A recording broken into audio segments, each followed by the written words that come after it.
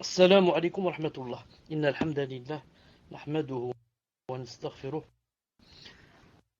ونعوذ من شرور أنفسنا ومن سيئات أعمالنا. من يهده الله فلا مضل له ومن يضلل فلا هادي له.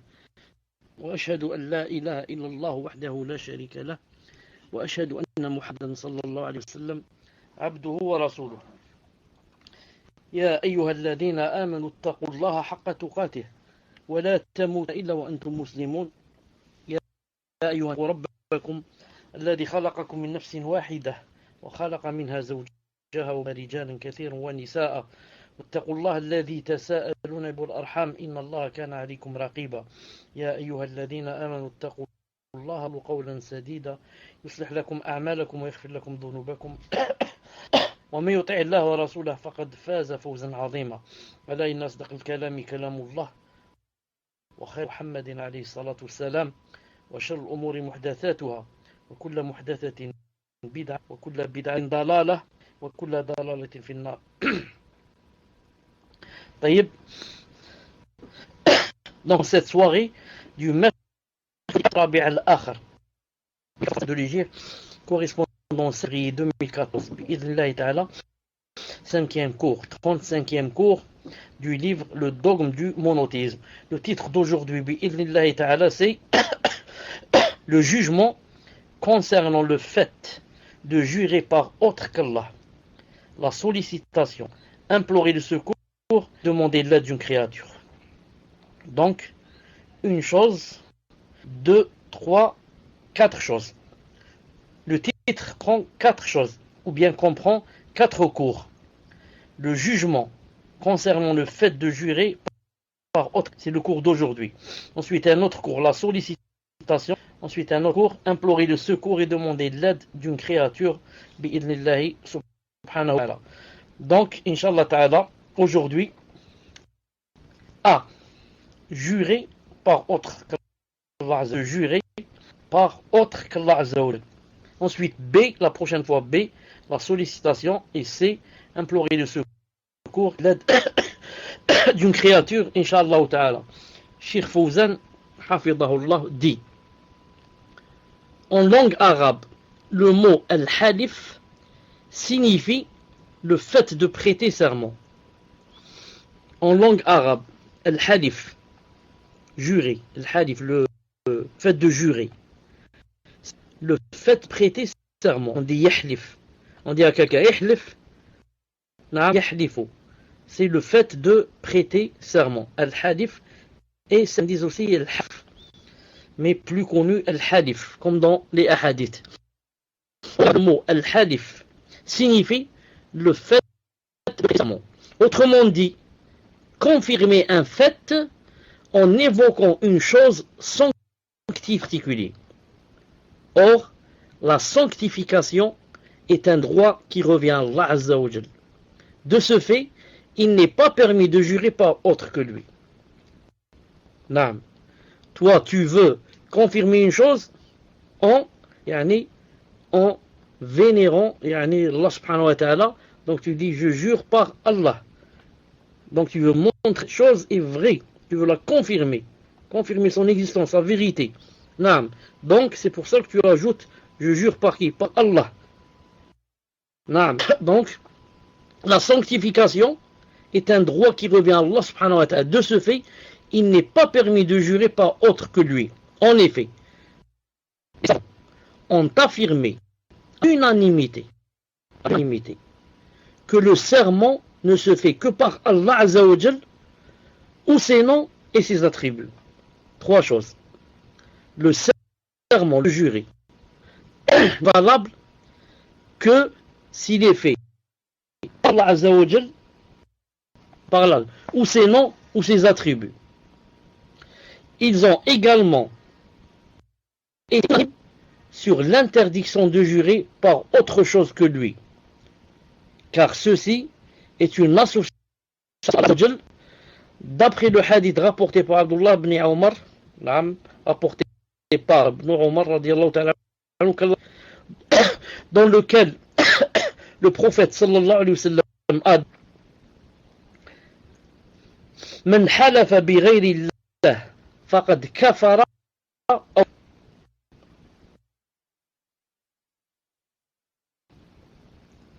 celui qui jure, ou bien quiconque jure par autre qu'Allah Azza wa Jal, ou bien mécru, associé à Allah Ta'ala. C'est un hadith authentique, Irwa al-Ghalil al-Albani, numéro 2501. طيب, il y a des coupures. Donc je sors et je reviens, Inch'Allah, si vous voyez des coupures. Donc le hadith, je le répète, quiconque jure par autre qu'Allah Azza wa Jal aura mécru ou bien donné quelque associé à Allah Ta'ala. C'est un hadith authentique, voire Irwa al-Ghalil de Sheikh al-Albani, numéro 2561. Sheikh Fawzan Hafidahullah dit, il s'agit ici de l'association mineure, Shirk al-Asghar, comme il s'agit aussi, j'ajoute, de la mécréance mineure. Il a mécru, pas dans le sens qu'il est sorti de l'islam, mais il a fait la petite mécréance. Et il a associé à Allah Ta'ala, ça veut dire, il a fait la petite association. Sauf, Cheikh Fawzan dit, très important, Hafidahullah, il dit, sauf si la chose par laquelle on a juré est vénérée au point d'être adorée. Sauf si la chose par laquelle la personne vient de jurer est vénérée au point de l'adorer. Dans ce cas, alors cela devient de l'association majeure, Shirk al-Akbar, de la mécréance majeure.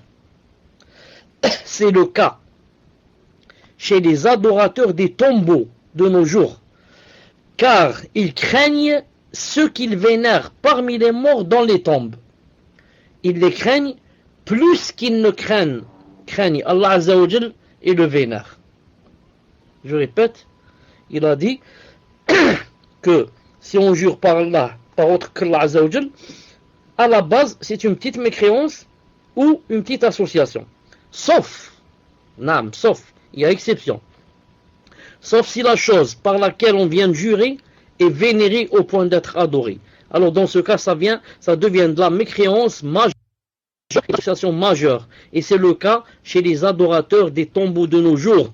Car pourquoi? Ils craignent ceux qu'ils vénèrent parmi les morts dans les tombes plus qu'ils ne craignent Allah Azza wa Jalla et le vénèrent. De sorte que si, quelle est la preuve? Quelle est la preuve qu'ils craignent les morts qui sont dans les tombeaux plus qu'Allah Azza wa Jalla et les vénèrent plus qu'Allah Azza wa Jalla? Quelle est la preuve? Il dit de sorte que si l'on demande à l'un d'eux de jurer sur le saint qu'il vénère, il ne jurera sur lui que s'il est véridique.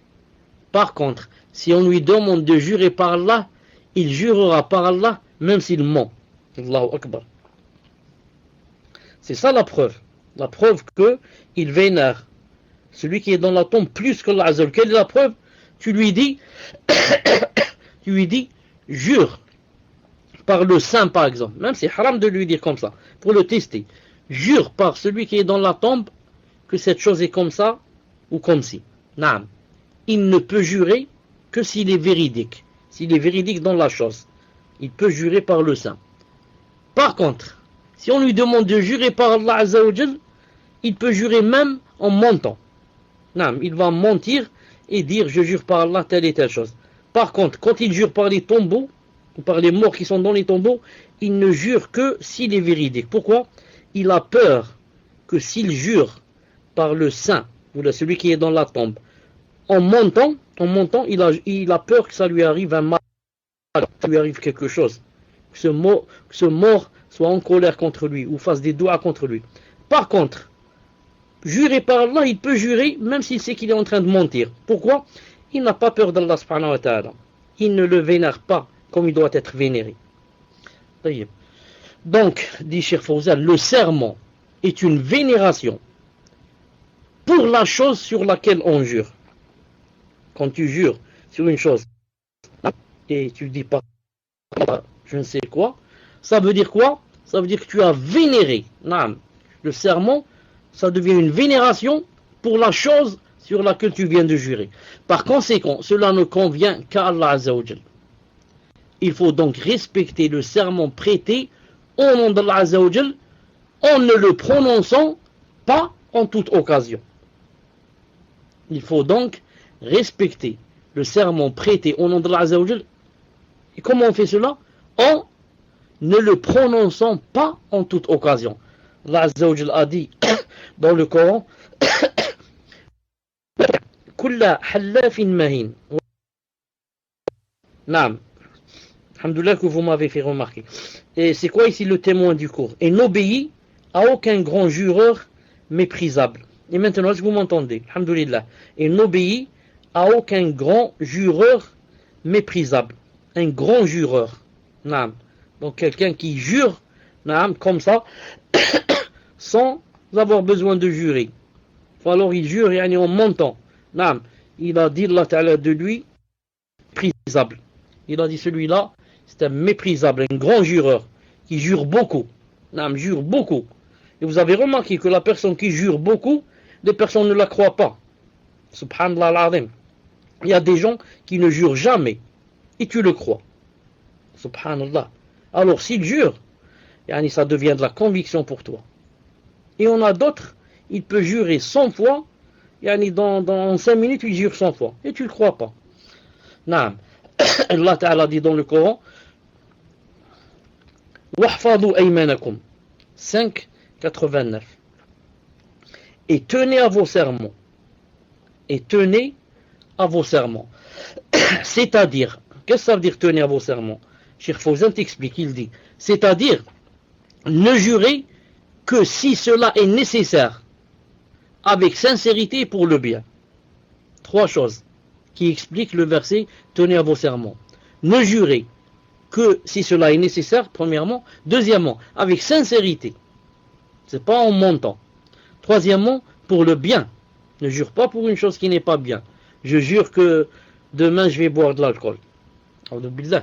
Jurer à toute occasion ou en mentant exprime en effet le manque de respect et de vénération envers Allah Azza wa Jal, ce qui contredit le parfait monothéisme. Je répète, jurer à toute occasion ou bien jurer en mentant, cela exprime en effet le manque de respect et de vénération envers Allah Azza wa Jal. Et ceci contredit le parfait monothéisme. Le parfait monothéisme. Dans un hadith authentique, le prophète alayhi salam a dit ثلاثة لا يكلمهم الله ولا يزكيهم ولهم عذاب أليم. Il y a 3 catégories de gens auxquels Allah Azza wa Jal n'adressera pas la parole, c'est-à-dire le jour de la résurrection, et qu'il ne purifiera pas, et qui auront un châtiment douloureux. Dans un autre hadith, c'est cité que il ne les regardera pas aussi. Il ne les regardera pas. Qui c'est ces 3 catégories de gens, subhanallah, auxquels Allah Ta'ala n'adressera pas la parole yawm al-qiyamah? C'est vraiment grave si Allah Ta'ala n'adresse pas la parole à une personne. Imagine, tu n'adresses pas la parole à un de tes enfants. Tu parles avec tous les autres, sauf avec un de tes enfants. Qu'est-ce qu'il va ressentir? Il va dire, c'est grave, j'ai fait des choses graves. Maman ou bien mon père ne me parle pas, j'ai fait des choses graves. Ajoute à cela, il ne va pas purifier. Au moins la personne, si Allah Ta'ala purifie pour qu'elle rentre au paradis. On ne peut pas rentrer au paradis en étant souillé. On doit être purifié. Et après cela, aura un châtiment douloureux. Parmi ces 3, le prophète sallallahu alayhi wa sallam a cité, il a dit وَرَجُلٌ جَعَلَ اللَّهَ بِضَاعَتَهُ لَا يَشْتَرِي إِلَّا بِيَمِينِهِ وَلَا يَبِيعُ إِلَّا بِيَمِينِهِ. Parmi ces 3, le prophète sallallahu alayhi wa sallam a cité, il a dit un homme ou une femme, c'est la même chose. Un homme qui fait d'Allah Azza wa Jal sa marchandise. Il n'achète qu'en jurant par lui et ne vend qu'en jurant par lui. Voir Sahih Tadrib de Cheikh Al-Albani 1788.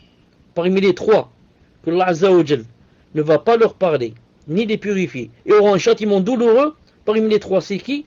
Un homme qui fait d'Allah Azza wa Jal sa marchandise. C'est-à-dire, il n'achète qu'en jurant par lui, et il ne vend qu'en jurant par lui. Subhanallah al-Azim. celui-là donc aura un châtiment douloureux, et les châtiments cités ici dans le hadith. Si par curiosité, quelqu'un va dire, quels sont les deux autres? Il a dit, il y a trois catégories de gens qui auront ce châtiment-là. Quels sont les deux autres? Les deux autres qu'on n'a pas cités ici. Le premier, c'est quoi? Il a dit, un vieux ou une vieille, bien sûr, qui fait la fornication. Un vieux ou une vieille qui fait la fornication. La fornication, si elle est faite par un jeune ou un vieux, c'est un grand péché. Que ce soit par un vieux ou une vieille. Mais, que ce soit par un jeune ou un vieux. Mais, si elle est faite par un vieux ou une vieille, ça devient double péché ou triple péché. Parce que le vieux et la vieille, normalement, ils n'ont pas de sentiments comme ont le jeune et la jeune. Un jeune et une jeune, leurs cœurs sont pleins de sentiments, pleins de shahwa, pleins de passion, pleins de tentation. Normalement, ils ont dépassé cet âge. Et ensuite, ils ont eu des passions et ils ont assouvi leurs passions et leurs sentiments, assouvis dans le halal. Maintenant, ils n'ont pas besoin, comme on a besoin un jeune. Et malgré cela, c'est-à-dire le vieux et la vieille, sont allés faire la zina. Donc c'est vraiment très grave. Ça c'est le premier. Et le deuxième, il a dit, il mustakbir. Un pauvre, un mendiant, un nécessiteux qui tend sa main aux gens, mais malgré cela, il est mutakabbir. Mutakabbir, orgueilleux. Normalement, quelqu'un qui tend sa main, il n'est pas orgueilleux. Il l'attend, en étant, astaghfirullah, avili. Déjà, le fait de tendre la main, tu t'es avili. C'est pour ça que quand tu marches dans la rue, tu vois quelqu'un, un homme ou une femme, ou là, tendre la main. Alhamdulillah, ya Rabbi, ala hadi ni'ma. La ni'ma que tu m'as donné, regarde celui-là, il tend la main pour manger et boire. Et moi, mon risque me vient sans tendre la main. Ya Rabbi, alhamdulillah, ala hadi al-khayr al-azim. Ya Rabbi, alhamdulillah, hadi al-fadl al-kabir. Regarde celui-là et celle-là, miskina, elle tend la main devant la porte de la mosquée et pleure pour qu'on lui donne l'aumône. Et toi, alhamdulillah, sans tendre la main, Allah subhanahu wa ta'ala te donne. Donc, normalement, quand quelqu'un tend la main, il n'est pas orgueilleux, mais il s'avilit pour demander aux gens. Alors celui-là, il est orgueilleux. Donc, il rentre avec, parmi les trois qu'on vient de citer maintenant. Taïb.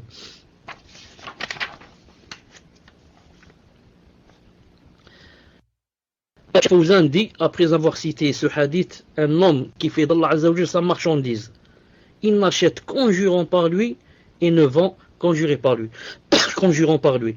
Il dit, la menace contre le fait de jurer en toute occasion s'avère donc sévère. Ce qui prouve son interdiction par respect pour le nom d'Allah et par vénération envers lui. Toi, Allah Azza wa Jalla, tu le cites dans toutes choses. Pour acheter des courgettes, tu jures par Allah. Pour acheter des sandales, tu jures par Allah. Pour acheter peut-être des cigarettes, tu jures par Allah. Et celui qui vend la même chose, je jure par Allah que j'ai acheté à tel prix. Je jure par Allah que c'est une bonne marchandise. Je jure par Allah que ça va te faire plaisir. Je jure par Allah qu'elle est bonne. Je jure par Allah ceci, cela. Tu fais d'Allah Ta'ala ta marchandise. Maintenant, à tout moment, tu jures. Cheikh dit, rahimahullah, il est également défendu de jurer par Allah tout en mentant. Ça c'est clair, c'est encore pire. Il est également défendu et interdit de jurer par Allah Azza wa Jal tout en mentant. Ce faux serment est appelé littéralement Al-Ghamous, le trompeur. Ce faux serment est appelé littéralement le trompeur. Quand tu jures en mentant. Par exemple, je te dis, est-ce que tu peux me prêter 100 euros? tu dis, je jure par Allah Ta'ala que je n'en ai pas, alors que tu en as. Naam. Je te dis, est-ce que tu as rencontré Mohammed? Je jure par Allah Ta'ala que je ne l'ai pas rencontré, alors que tu l'as rencontré. Ça veut dire, tu jures en mentant. Ça s'appelle un serment trompeur. Trompeur avec E, pas avec O. Trompeur avec E, pas avec O. C'est pas tromper, mais tromper. Il va te tromper. Pourquoi il s'appelle trompeur? Ici, on dit dans le livre, c'est une chose pour laquelle la personne sera trompée. C'est-à-dire, sera plongée, trompée en enfer. Il s'agit du faux serment avec préméditation concernant une chose passée. Vous avez compris? Concernant une chose passée, tu jures par Allah subhanahu wa ta'ala en étant menteur. Ça s'appelle quoi? Ça s'appelle un serment trompeur. Al-Yamin al-Ghamous. Pourquoi trompeur? Car tu vas être trompé dans Jahannam. Wa'udhu billah. Sauf si la personne fait la tawba bi'idnillahi ta'ala. En outre, dit Cheikh Fawzan hafidahullah, en outre, Allah Azza wa Jal a décrit les hypocrites comme des gens qui parjurent intentionnellement. En outre, Allah Azza wa Jal a décrit les hypocrites comme étant des gens qui parjurent intentionnellement. En conclusion. Donc, maintenant c'est la conclusion. 1. Il est interdit de jurer par autre qu'Allah Azza wa Jal. Il est interdit de jurer par autre qu'Allah Azza wa Jal. Comme je jure par l'Amana, je jure par la Kaaba, je jure par le prophète alayhi salam, je jure par la Mecque, je jure par le pain, je jure par la tête de mon père, la tête de ma mère, je jure par les cieux, je jure par ceci. Tout cela, cela constitue une association à Allah Azza wa Jal. Donc il est interdit de jurer par autre qu'Allah Azza wa Jal, ou bien sinon ses attributs, c'est tout. Comme une chose, toute autre chose, à part les noms d'Allah Azza wa Jal, par Allah Azza wa Jal, ses noms et ses attributs, ça devient quoi? Ça devient une association. Donc on doit jurer par le Créateur, et c'est interdit de jurer par une chose qui a été créée. Une chose qui a été créée. Ou alors construite, comme la Kaaba. Non. Donc si la chose que Allah Ta'ala a créée, comme les cieux et la mer et les montagnes, c'est interdit de jurer avec elle. Qu'en est-il? Tu vas jurer avec une chose qui a été construite, comme la Kaaba ou la maison ou je ne sais quoi. Premièrement. Deuxièmement,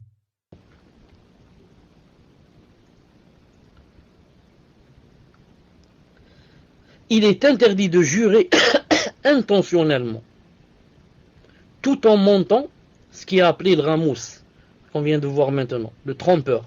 Il est interdit de jurer intentionnellement, tout en sachant qu'on est en train de mentir. Dans ce cas, on est sujet à être trompé et plongé dans Jahannam. Toute personne qui jure en sachant qu'elle est en train de mentir, ça veut dire quoi? Ça veut dire, elle est sujette, cette personne est sujette à être jetée dans Jahannam demain, wal'iyadu billah. Sauf si elle fait quoi? Si elle fait le repentir sincère. Ça c'est deuxièmement. Troisièmement, il est interdit de jurer abondamment, même si on est véridique, sans réel besoin. Sans réel besoin. Non. Car ce serait comme un manque de respect pour Allah Ta'ala. Je répète, il est interdit de jurer abondamment, même si tu es véridique, même si ce que tu dis est vrai, tu n'es pas en train de mentir. Mais c'est interdit de jurer abondamment. Allah Ta'ala, il ne faut pas le citer comme ça dans n'importe quoi, n'importe quelle chose. Car cela est considéré comme un manque de respect envers Allah subhanahu wa ta'ala. Quatrièmement,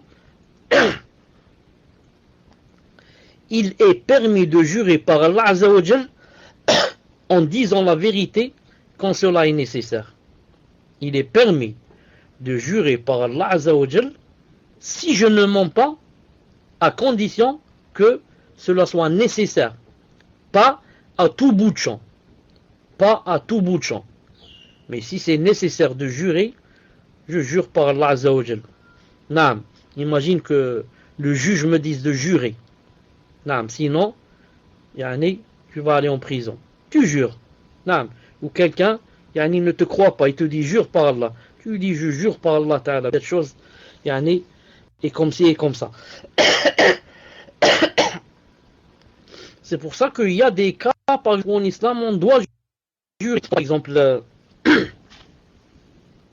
le hadith al-bayna ala al-mudda'i ou al-yamin ala man ankar.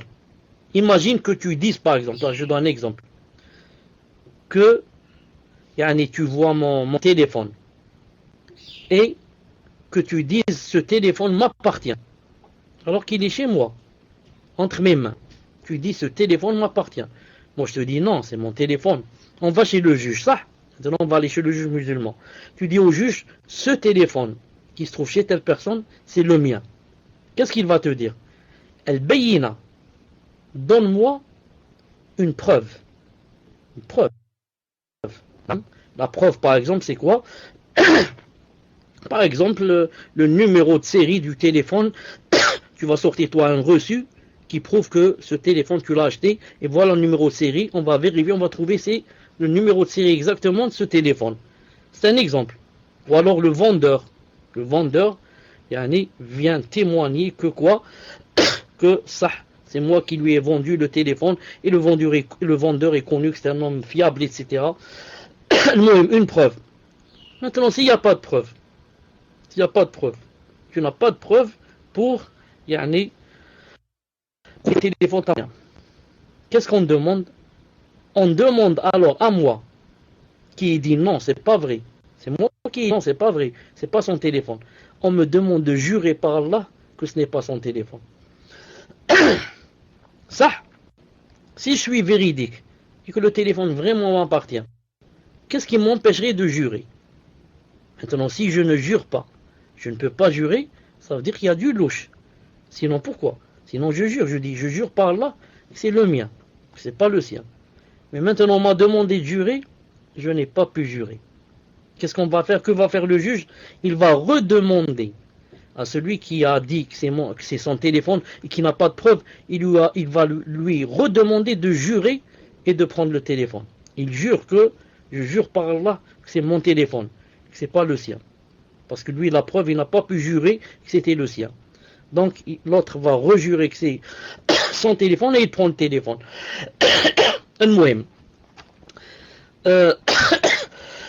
Je vais ajouter, normalement le cours est ajouter deux choses dans le hadith de Abdullah ibn Mas'ud radiyallahu ta'ala anhu mawquf et sahih. Quand il a dit la an ahlifa billahi kadiban ahabbu ilayya min an ahlifa bi ghayrihi sadiqan. Je traduis à peu près ce que veut dire Abdullah ibn Mas'ud. Il a dit que je jure par Allah en mentant est mieux pour moi et meilleur que de jurer par autre qu'Allah en étant véridique. Non. Si, il veut dire, si je jure par Allah Ta'ala, même en étant menteur, c'est mieux pour moi non, que de jurer par autre qu'Allah en étant véridique. Vous avez compris? C'est-à-dire, si je te demande, je te dis, est-ce que tu as 10 euros? Tu dis, je jure par Allah que je n'ai pas 10 euros. Alors que tu en as 10. Les 10, tu les as. D'après Abdullah ibn Mas'ud, c'est mieux que de jurer par autre qu'Allah. Tu dis, je jure par la Kaaba. Non. Que, yani, je les ai. Je jure par la Kaaba que j'ai 10 euros. Tu n'as pas menti. Ça, c'est vrai, tu as 10 euros. Mais tu as juré par quoi? Par autre qu'Allah Azza wa Jal. Si tu avais menti, mais juré par Allah, c'est mieux que de jurer par autre qu'Allah, même si tu es véridique. Pourquoi? Car quand tu jures par Allah, tu as fait quoi? Tu as fait tawhid, l'unicité d'Allah. Je jure par Allah. Maintenant, si tu as menti, le tawhid efface le mensonge. Le tawhid est plus fort qu'un péché. Le tawhid, c'est pour ça que celui qui meurt avec le tawhid ira au paradis même s'il a fait tous les grands péchés du monde, à part le shirk. Donc il est mort sur le tawhid, il ira au paradis même s'il va passer par Jahannam, et Allah Ta'ala ne lui pardonne pas. Al-Muhim, il ira au paradis. Par contre, si tu jures par autre qu'Allah, même si tu es véridique, c'est très grave. Pourquoi? Car en jurant par autre qu'Allah, qu'est-ce que tu as fait? Tu as fait du shirk. Alors que tu as été véridique. La véracité ne vaut rien devant le shirk. Le shirk l'efface, l'annule. Comme a dit Ta'ala, وَلَقَدْ أُوحِيَ إِلَيْكَ وَإِلَى الَّذِينَ مِنْ قَبْلِكَ لَإِنْ أَشْرَكْتَ لَيَحْبَطَنَّ عَمَلُكَ. Il a été révélé à toi ainsi que à ceux qui t'ont précédé que si tu fais du shirk, tes efforts, tes actions seront vaines. Il a été révélé à toi, Mohammed, ainsi que ceux qui t'ont précédé que si tu fais du shirk, tes actions seront vaines. Donc ici, à quoi ça te sert de jurer par autre qu'Allah et d'être véridique? Le fait d'être véridique sera vain. Ça ne compte pas. Pourquoi? Car tu as fait du shirk. L'autre est mieux que toi. L'autre, au moins, il a fait le tawhid. Il a juré par Allah, mais il a fait un péché. Mais au moins, il a fait le tawhid. Alors toi, tu as fait du shirk. La première remarque. La deuxième remarque, ce hadith.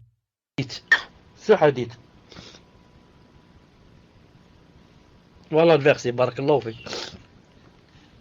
Regardez le hadith de Abi Hurayra radiyallahu ta'ala anhu, qui se trouve dans Sahih al-Bukhari et Sahih Muslim. Il a dit, Sami'tu Rasulullah sallallahu alayhi wa sallam. J'ai entendu le prophète alayhi wa sallam dire, Al-halifu manfaqatun lis-sila, mamhaqatun lil-baraka. Dans certaines versions, les savants, quand ils ont fait le tashkil, ils ont dit, Al-halif munfiqatun lis-sila, mumhiqatun lil-baraka. Mais Ibn Hajj dans Fath al-Bari, il a dit avec fatha, mamhaqatun, comme ça, lil-baraka. Lis-sila. Qu'est-ce que ça veut dire ça? Le prophète alayhi sallam veut dire, pour quelqu'un qui vend, par exemple, fait le commerce, ou là, il va acheter, ou là, il a dit, quand tu jures pour la marchandise, il a dit, manfaqatun lis-sila, masha'Allah, ça va faire marcher ta marchandise. Ça va se vendre, ou alors ça va s'acheter. Pourquoi? Parce que tu as juré. Mais, qu'est-ce qu'il y a par contre? Il a dit, mais, mamhaqatun lil-baraka. Mais, ça enlève carrément, quoi? La bénédiction. Ça annule la bénédiction, dans quoi? Dans cette vente. Or, le croyant, le vrai, celui qui craint Allah Azza wa Jal, qui a peur d'Allah Azza wa Jal, ça l'intéresse quoi? Ça l'intéresse la fin du hadith. C'est pas je jure, ça va marcher ma marchandise, machallah, tout le monde va acheter de moi, mais l'argent que je vais rentrer, le hadith a dit, ne contiendra pas de baraka. Certains ont dit ne contiendra pas de baraka. Ça veut dire peut-être tu vas tomber malade à cause d'avoir comme ça juré beaucoup et peut-être menti aussi. Donc, et tu vas tomber malade, tu vas acheter tout ce que tu as gagné, tu vas les perdre dans les médicaments. Ou alors, ne contient pas de baraka, ça veut dire que, subhanallah al-azim, si vous avez remarqué des fois une personne a seulement 100 euros, et avec ces 100 euros, elle achète beaucoup de choses. Et l'autre, elle a 1000 euros, et à la fin, elle dit, je n'ai rien acheté. Subhanallah al-azim, qu'est-ce que j'ai fait avec les 1000 euros? J'ai seulement mangé, bu, et je ne sais pas acheter, je ne sais pas quoi. Subhanallah, pourquoi? Pas de baraka. Et l'autre avec 100 euros, Allah Ta'ala lui a fait la baraka, il a senti qu'il a acheté beaucoup de choses, subhanallah al-azim, des choses qui ont duré. Donc, le hadith te dit bien que si tu jures, tu achètes, tu vends, certes, ta marchandise va se vendre et va s'acheter. Mais n'oublie pas, il te dit, n'oublie pas les conséquences, c'est quoi? Aucune bénédiction, pas de bénédiction. Donc le vrai croyant ne voit pas seulement au fait que sa marchandise, alhamdoulilah, marche, mais il voit les conséquences. Mais maintenant que ça a marché, j'ai fait rentrer beaucoup d'argent. est-ce que j'ai la bénédiction ou pas? À quoi ça me sert d'avoir des milliers d'euros s'il n'y a pas la bénédiction d'Allah subhanahu wa ta'ala? Ça va s'envoler. Ça va s'envoler, ça va s'enfumer. En fumée. Par contre, si tu as craint Allah subhanahu wa ta'ala et tu n'as pas juré dans la vente, Allah subhanahu wa ta'ala, qu'est-ce qu'il va faire? Il va te donner la bénédiction. Et la bénédiction, ça ne peut pas s'acheter avec de l'argent. C'est une chose que Allah ta'ala donne seulement à certains de ces de ces créatures. Naam. Voilà, Inch'Allah ta'ala, pour le dars d'aujourd'hui. Bien sûr, il y a beaucoup de questions dans le fait de jurer, et beaucoup de ahkam aussi, beaucoup de ahkam, de règles et de jugements qu'on devrait, Inch'Allah ta'ala, savoir. Peut-être que ça viendra avec les questions-réponses. بإذن الله سبحانه وتعالى سبحانك اللهم وبحمدك أشهد أن لا إله إلا أنت أستغفرك وأتوب إليك السلام عليكم ورحمة الله وبركاته.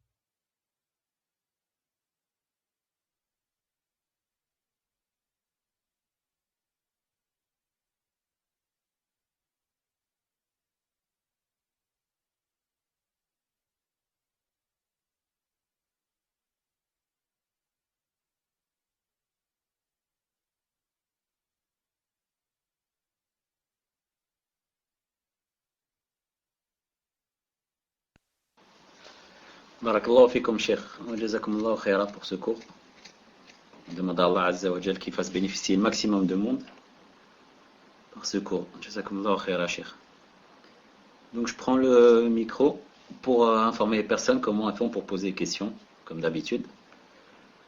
Donc pour toute personne qui a une question sur le cours d'aujourd'hui, et barakallahu fikum de lever la main uniquement pour le cours d'aujourd'hui en priorité. Donc vous devez vous rendre dans le salon, j'apprends l'islam sur la vraie voie bis. Barakallahu fik Fawzi. Donc j'apprends l'islam sur la vraie voie bis. Pour ceux qui ont des questions sur le cours d'aujourd'hui, et uniquement d'aujourd'hui pour l'instant.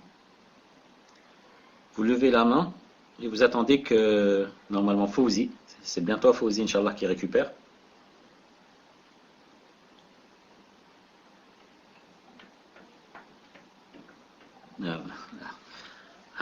Muslim n'est pas là, donc c'est toi, Inch'Allah, Fawzi. Donc c'est le frère Fawzi qui va venir récupérer les questions et personne d'autre. Donc si une autre personne vient vous contacter pour prendre des questions, veuillez nous en informer afin qu'on le sorte du salon, Inch'Allah. Parce que certaines personnes se font passer pour des admins dans le seul but de parler avec les sœurs. Et donc, barakallahu fikum, de laisser vos PV ouverts afin que Fawzi puisse vous contacter.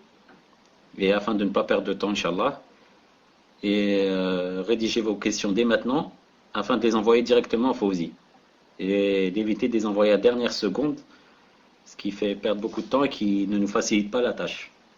Donc dans un premier temps, les questions sur le cours.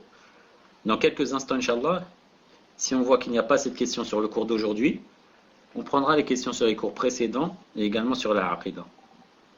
Et si les questions ne suffisent pas, alors on demandera aux personnes de lever la main dans le salon J'apprends l'islam sur la vraie voie. La plupart des personnes ont déjà levé la main et ce sera pour les questions générales. Mais pour le moment, donc uniquement les questions sur le cours dans le salon J'apprends l'islam sur la vraie voie. Donc, Akhi Fawzi, pour récupérer les questions.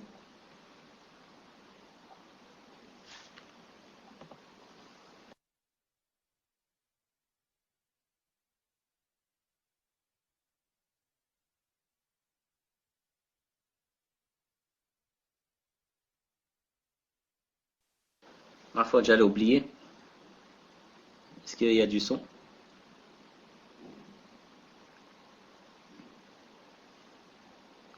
Alhamdulillah, je voulais juste lire une traduction qui a été faite par les frères de Su'al Jawab à l'époque, donc concernant le comportement à avoir en posant des questions. Et c'était une question qui a été posée au Cheikh Al-Roudayan. Donc la question était: noble Cheikh, à l'occasion de ce genre de rencontre bénie, dans lequel est évoqué l'héritage légué par le prophète, alayhi salatu wassalam, beaucoup d'entre nous ont besoin de savoir ce qu'est une question utile. Nous aimerions donc que vous nous éclaircissiez afin de connaître les caractéristiques d'une bonne question. Et donc Cheikh Al-Roudayen a répondu, ma réponse est que si quelqu'un veut poser une question, il doit le faire dans un sujet qui lui pose problème, comme la purification, la salat, la zakat, le jeûne, le hajj ou les transactions financières. Il doit poser sa question sur une chose accessible. Je vais vous donner des exemples de questions insolites qui m'ont été posées, comme celui qui m'a demandé si deux djinns veulent se marier, qui doit les unir? Les questions étranges sont très nombreuses. Et il y a également un homme qui m'a demandé à la mosquée du Haram, donc à Mecca, quel est votre avis sur le savant untel, qui est mort il y a 600 ans? Quel est votre avis sur le savant untel? Il m'a ensuite interrogé sur une liste d'un nombre incalculable de personnes. La personne doit donc poser la question qui va lui permettre d'agir en conséquence, et pour laquelle il va pouvoir appliquer en personne la réponse. Car à cela peut venir s'ajouter le mauvais comportement, à savoir le fait que quelqu'un puisse poser des questions sur des sujets qui ne le concernent même pas. Que pensez-vous de la parole d'un tel? Un tel a dit cette parole, qu'en pensez-vous? Etc. Toutes ces choses ne présentent aucun intérêt. Si la personne a commis une erreur concernant une chose de sa vie quotidienne, dans sa purification, sa salat, etc., elle pose sa question. Ou encore, si elle est confrontée à une question de science, qu'elle a lue dans un livre et qu'elle ne saisit pas. Ou bien si elle se trouve en présence de deux versets qui lui semblent a priori contradictoires, ou d'un hadith qui lui pose problème. Dans tous les cas, il doit s'agir d'une question de science, pour laquelle cette personne entendra la réponse, puis appliquera cette réponse dans la situation en question. Mais il y a pourtant des gens qui posent des questions hors de propos. À cet effet, vous constaterez qu'Allah subhanahu wa ta'ala a cité des questions dans le Coran et il les a classées en diverses catégories. Parmi elles, et ce qui nous intéresse ici, il y a des questions pour lesquelles Allah détourne la réponse à laquelle le questionnaire s'attend, et ce afin qu'il réponde avec la réponse qu'il souhaite donner. Comme sa parole, en traduction rapprochée, il t'interroge sur les nouvelles lunes. Ils ont demandé pourquoi le croissant lunaire commence par être petit au début de son cycle, puis grandit, puis redevient petit. Leur question porte donc sur un phénomène naturel de la création d'Allah. Allah leur répond, cela ne vous regarde pas. Ce qui doit vous importer sont les choses qui vont découler des règles qui vous concernent. Donc Allah leur dit, elles servent aux gens pour compter le temps et aussi pour le hajj. Ou encore, il t'interroge au sujet de l'heure, quand va-t-elle jeter l'encre? Ce qui signifie, quand l'heure va-t-elle avoir lieu? Quelle science as-tu pour le leur dire? Alors, a répondu Allah Azza wa Jal. Donc cela oblige donc la personne, lorsqu'elle a une question à poser, à orienter sa question vers une chose qui lui a posé problème, soit dans ses activités quotidiennes, soit dans ce qu'elle a lu. Donc, voilà la réponse de Cheikh, et on essaie, Inch'Allah, et on vous demande de bien vouloir accepter cette nasiha, qui est une nasiha avant tout pour moi-même, et pour vous aussi, Inch'Allah. Donc inutile d'essayer de se tracasser pour essayer de trouver des questions des fois qui sont vraiment très bizarres, ça. On se demande même comment la personne a pu y penser. Mais vraiment essayer de se limiter aux questions qui ont un intérêt pour soi, pour sa religion, pour se rapprocher d'Allah Azza wa Jal, ou pour sa pratique. Et donc, Inch'Allah, on va essayer de l'appliquer dès aujourd'hui. Et on vous demande de nous aider dans cela. Et barakallahu fikum. Le cheikh donc va répondre dans quelques instants aux questions. Amin wa yakum. Wa jazallah Cheikh Al-Roudayen pour cette très bonne nasiha. Donc toutes les sœurs et tous les frères qui ont l'habitude de fermer leur PV, ajoutez juste le faire Fawzi du 30 dans votre liste. Et vous sélectionnez l'option accepter les messages des contacts de Paltalk. Donc comme ça, Fawzi pourra, Inch'Allah, vous contacter. Et dès la fin du dars, vous pourrez, voilà, la liste d'amis. Et donc dès la fin du dars, vous pourrez le retirer, Inch'Allah. C'est juste dès qu'il aura récupéré la question. Barakallahu fikum, afin qu'on ne perde pas de temps.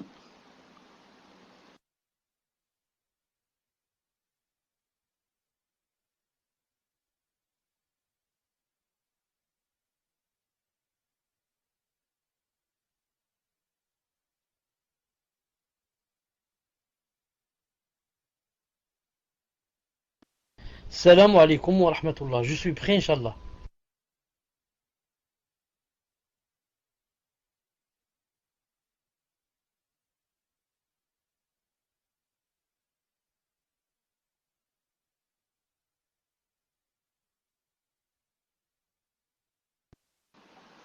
Bismillah wa salatu wa salam ala rasulillah. Donc on va passer à la première question, Inch'Allah, cher. Est-ce que vous m'entendez, cher?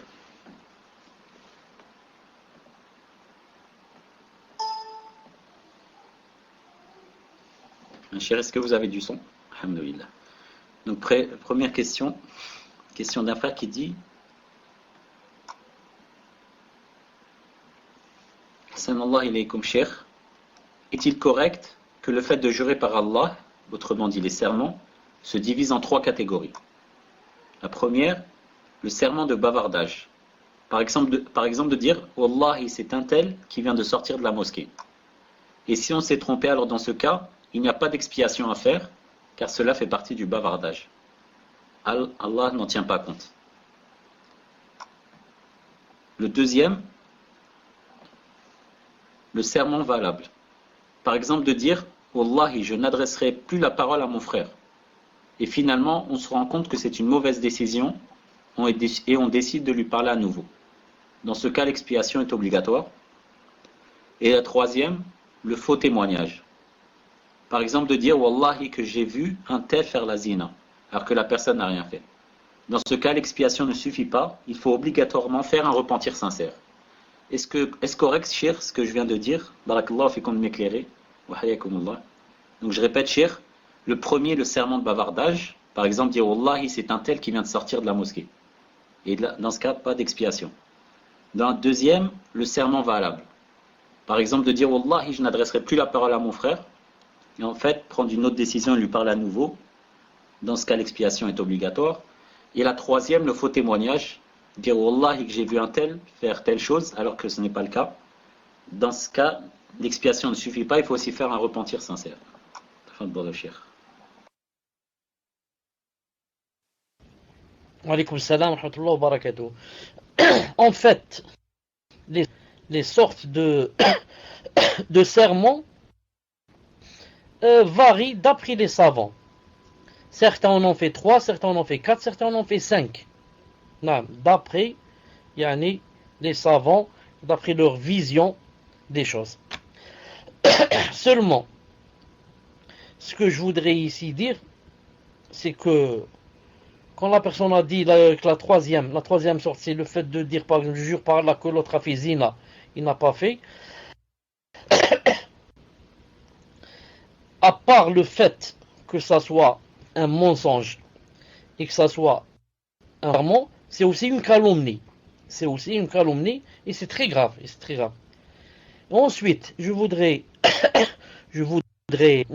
faire une petite remarque à la première catégorie qu'a cité cette personne. A dit le serment de bavardage et a cité comme exemple le fait de dire par là que c'est telle personne qui vient de sortir, alors que ce n'est pas cette personne, c'est une autre.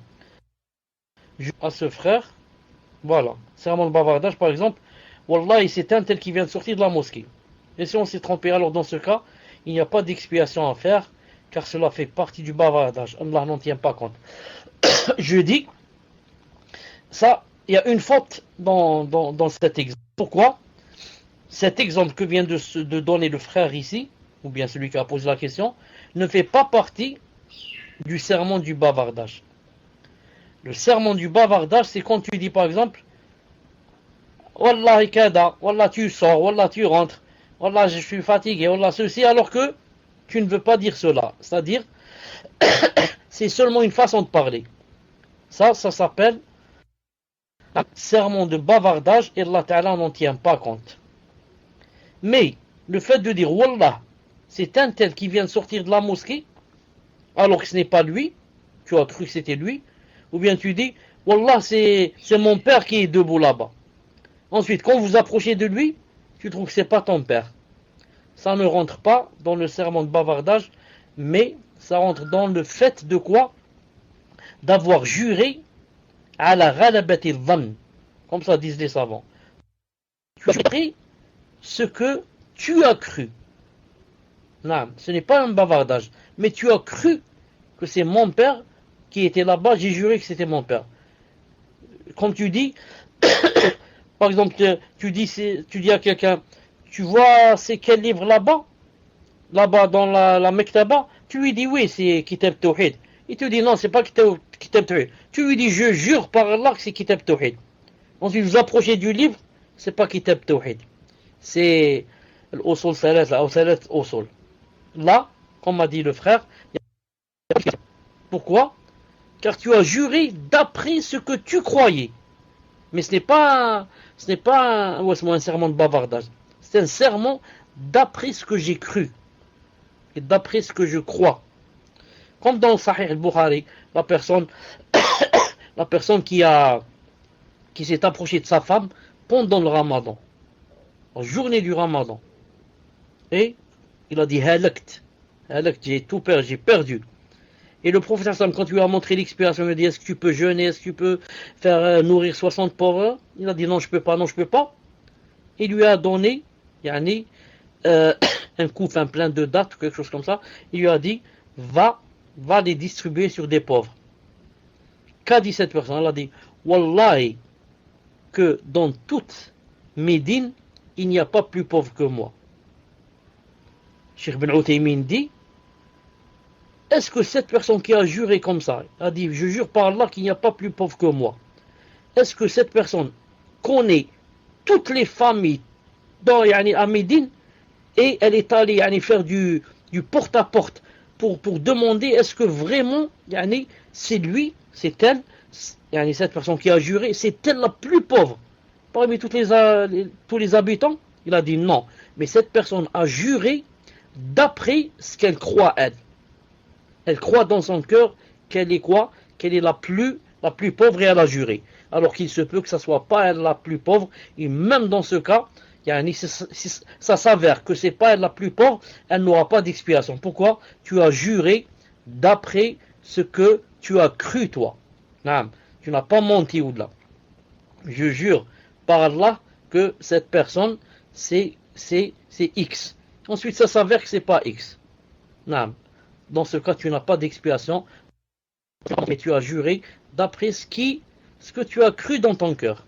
Non. Je voulais seulement dire que ça rentre pas dans le bavardage. Le serment du bavardage, c'est quand tu discutes et tu dis Wallah ceci, Wallah cela, alors que ça sort comme ça de ta bouche sans vouloir vraiment vénérer Allah subhanahu wa ta'ala. Non. Tfadlal.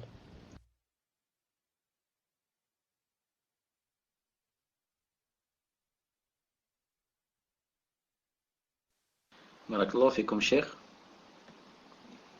Question suivante sur le cours d'un frère qui dit Cheikh, qu'Allah illumine votre tombe et vous augmente en science ainsi que tous les musulmans.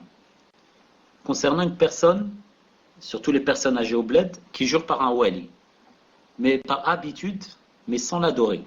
Est-ce du shirk, Cheikh?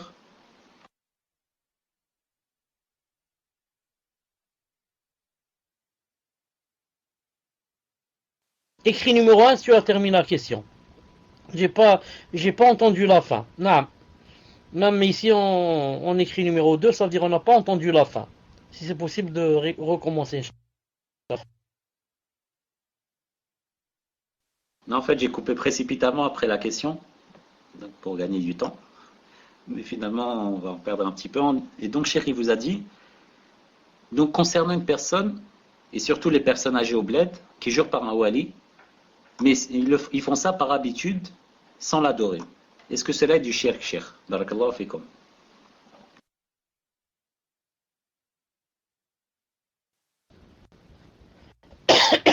Non. Le fait qu'Allah Azza wa Jalla, le hadith a dit, tu as fait du shirk. A dit, sauf si tu veux pas ou tu le veux. Le fait de jurer par autre qu'Allah subhanahu wa Jalla, tu as fait du shirk, du petit bien sûr, ou de la mécréance. Ça c'est si tu ne l'adores pas et le vénères pas. Maintenant, si tu l'adores, tu le vénères, tu as fait le grand shirk et tu es sorti de l'islam. Donc il n'est permis à personne de jurer par autre qu'Allah Ta'ala et de se justifier en disant Yani, c'est pas mon but, je le vénère pas. Non, tu as fait du shirk, comme a dit le hadith du prophète sallallahu alayhi wa sallam. Tfadal.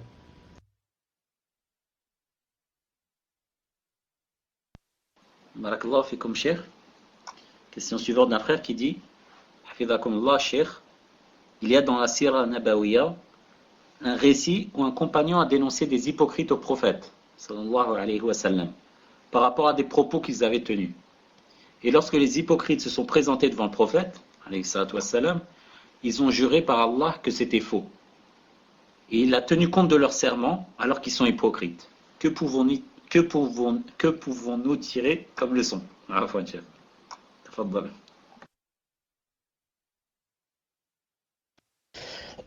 Il ne faut pas oublier que les hypocrites sont des kofs chez Allah subhanahu wa ta'ala, mais des musulmans chez nous. C'est ça l'hypocrite. Quelqu'un qui te montre, mais dans son cœur, il ne croit ni en Allah ta'ala ni au jour dernier. Mais pour toi, c'est un musulman apparemment. Pourquoi? Car tu n'as pas influence sur son cœur. Tu ne peux pas savoir ce qu'il y a dans son cœur. Allah ta'ala sait. C'est pour ça que oui, Azza wa Jalla, ce sont des kuffars. Mais pour nous, on doit se comporter avec eux comme si on se comportait avec un musulman, un vrai. Pourquoi? Parce qu'ils viennent prier avec nous, ils assistent à la Jumu'ah, ils assistent à l'Aïd avec nous. Donc, ils nous marient leurs filles, on leur marie nos filles. Ils vont avec nous même au djihad. Donc, maintenant, quand quelqu'un qui a un statut pareil va jurer par Allah subhanahu wa ta'ala, tu es obligé d'accepter de lui, même si pour chez Allah subhanahu wa ta'ala, c'est un kafir, c'est mensonge sur mensonge. Non, nous, on se fie, comme a dit le prophète, on se fie aux apparences. Et ce qu'il y a dans les cœurs, ça revient à Allah Azza wa Jal. C'est lui Azza wa Jal, c'est pas nous. Non, tfaddal.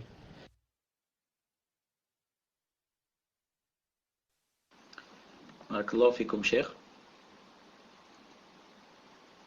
Question suivante d'un frère qui dit, et Fawzi, ne t'étonne pas que je saute des questions, je fais passer en priorité les questions sur le cours, c'est pour ça. Donc, question du frère qui dit, Cheikh, qu'Allah vous accorde la réussite. Je souhaiterais que vous m'expliquiez sur le fait de jurer abondamment. Est-ce qu'il était au courant que les salafs juraient tout le temps? Pouvez-vous m'expliquer, car je n'ai pas très bien compris, Cheikh. Barakallahu fikum.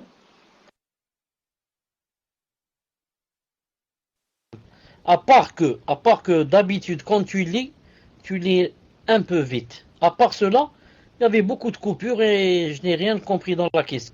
Je ne sais pas si seulement ça arrive à nous qui sommes en Algérie et que les autres entendent bien.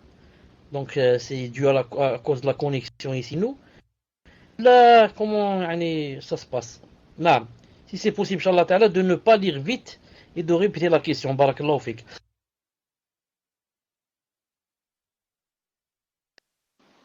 Naam, je vais essayer, j'espère que ça coupe pas. Donc dites-moi si ça coupe là.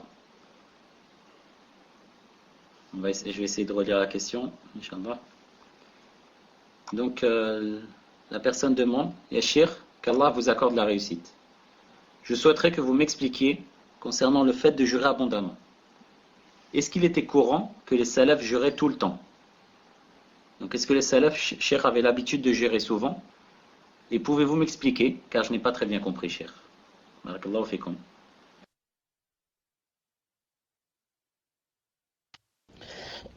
Donc, je comprends, Wallahu ta'ala alam, que cette personne a compris que les salafs juraient abondamment. J'ai peur que beaucoup, alors que d'autres personnes ici dans le cours avec nous, si vous avez compris cela, moi je vous dis que je voulais dire exactement le contraire. Naam. Et que Cheikh Fawzan a dit que ce n'est pas bien de jurer abondamment. Et que c'est une marque, c'est une marque de non-politesse avec Allah subhanahu wa ta'ala. Le fait de le citer à tout bout de champ. Je jure par Allah ceci, je jure par Allah cela, je jure par Allah que j'ai faim, je vais dormir, je jure par Allah que je vais m'habiller, je jure par Allah que je vais demain, je jure par Allah que je veux boire la limonade, je jure par Allah que je veux... Non, ça veut dire manque de respect avec Allah subhanahu wa ta'ala. Tu le cites à tout bout de champ. Preuve. Le commerce est halal. Tijara. Mais maintenant, si tu vas citer Allah subhanahu wa ta'ala dans ta tijara aussi, à tout bout de champ, Allah va punir et t'enlever quoi? T'enlever la baraka. Dans une chose de halal. C'est halal de faire la tijara. Mais qui t'a dit de jurer comme ça et de citer Allah Ta'ala à tout bouchon au point de faire de Allah Ta'ala une marchandise? Subhanallah l'azim. Il faut ne jurer que quand on doit jurer. Certes, il y a des hadiths authentiques dans Sahih al-Bukhari où le prophète a juré sans obligation, sans qu'on lui demande de jurer. On lui a fait rappeler Salat al-Asr, il a dit Wallahi, ma sallaytuha. Je jure par Allah que je n'ai pas prié la prière de Asr. Personne ne l'a obligé à prier. Mais à jurer. Mais il a juré. Certains savants ont dit, Ma'alish, de temps en temps, que tu jures, même sans que personne ne te demande de le faire, Ma'alish, tu jures par Allah et tu le mens. Mais à tout bout de champ, ça devient quoi? Abondamment. Si on le fait abondamment, ça devient quoi? Ça devient un manque de respect envers Allah subhanahu wa ta'ala. Naam. Tfadal. Donc voilà ce que je voulais dire. Les salafs, ne juraient pas abondamment. Et ne juraient que quand c'était nécessaire. Et ne juraient que en étant véridique. C'est comme ça qu'on va faire, nous aussi. Et ne jurer que quand il faut. Inch'Allah ta'ala.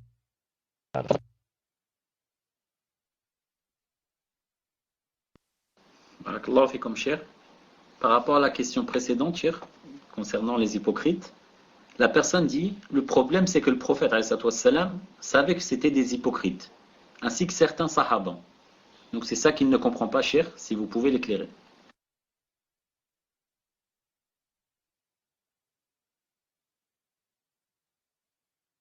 Naam, c'est très simple, la réponse est très simple, Inch'Allah ta'ala la retenir. Alhamdulillah. Donc la réponse se trouve dans la réponse du frère. Quand il a dit que le prophète savait que c'était des hypocrites et certains sahaba. Donc cela veut dire que quoi? Que les autres sahaba ne savent. C'est pour ça que on a dit au prophète telle personne a fait ceci, cela, elle mérite d'être tuée. Il a dit non. La yatahaddathu an-nas anna Muhammad ashaba. Non, je ne tue pas cette personne. Malgré que c'est une hypocrite. Pourquoi? Pour que les gens ne disent pas Muhammad est en train de tuer ses compagnons. Ça veut dire quoi? Ça veut dire que les gens ne savent pas que ce sont des hypocrites. Et si je vais les tuer en tuant des hypocrites, c'est permis que je les tue. Mais si je vais les tuer, les gens qui ne savent pas, et la plupart ne savent pas que ce sont des hypocrites. Donc qu'est-ce qu'ils vont dire? Ils vont dire Allah maintenant est renversé sur ses compagnons. Il va les exterminer. Donc moi je suis fou de rester avec lui, avec les kuffars, pour qu'il ne me tue pas. Donc à cause de cela, il ne tue pas. Donc je réponds à cette place, je lui dis justement la question, c'est que lui seul, et seulement certains compagnons savent que ce sont des hypocrites. Si tout le monde savait que c'est des hypocrites, ils les auraient tués, comme ils tuent les kuffars. Mais comme seulement certains le savent, et la plupart ne savent pas, les tuer devient un grand problème pour les gens. Ils vont dire, il est un croyant compagnon. Naam. J'espère que c'est clair. Naam. Tfadal.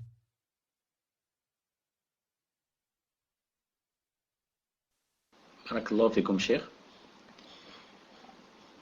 Donc, question suivante. Cher, est-il autorisé en islam de jurer par les attributs de l'acte et de l'essence d'Allah Azza wa Jal? Par exemple, concernant son essence, jurer par ses mains, son tibia, etc. Et concernant ses actes, jurer par son élévation, etc. Jazakumullahu khaira, cher.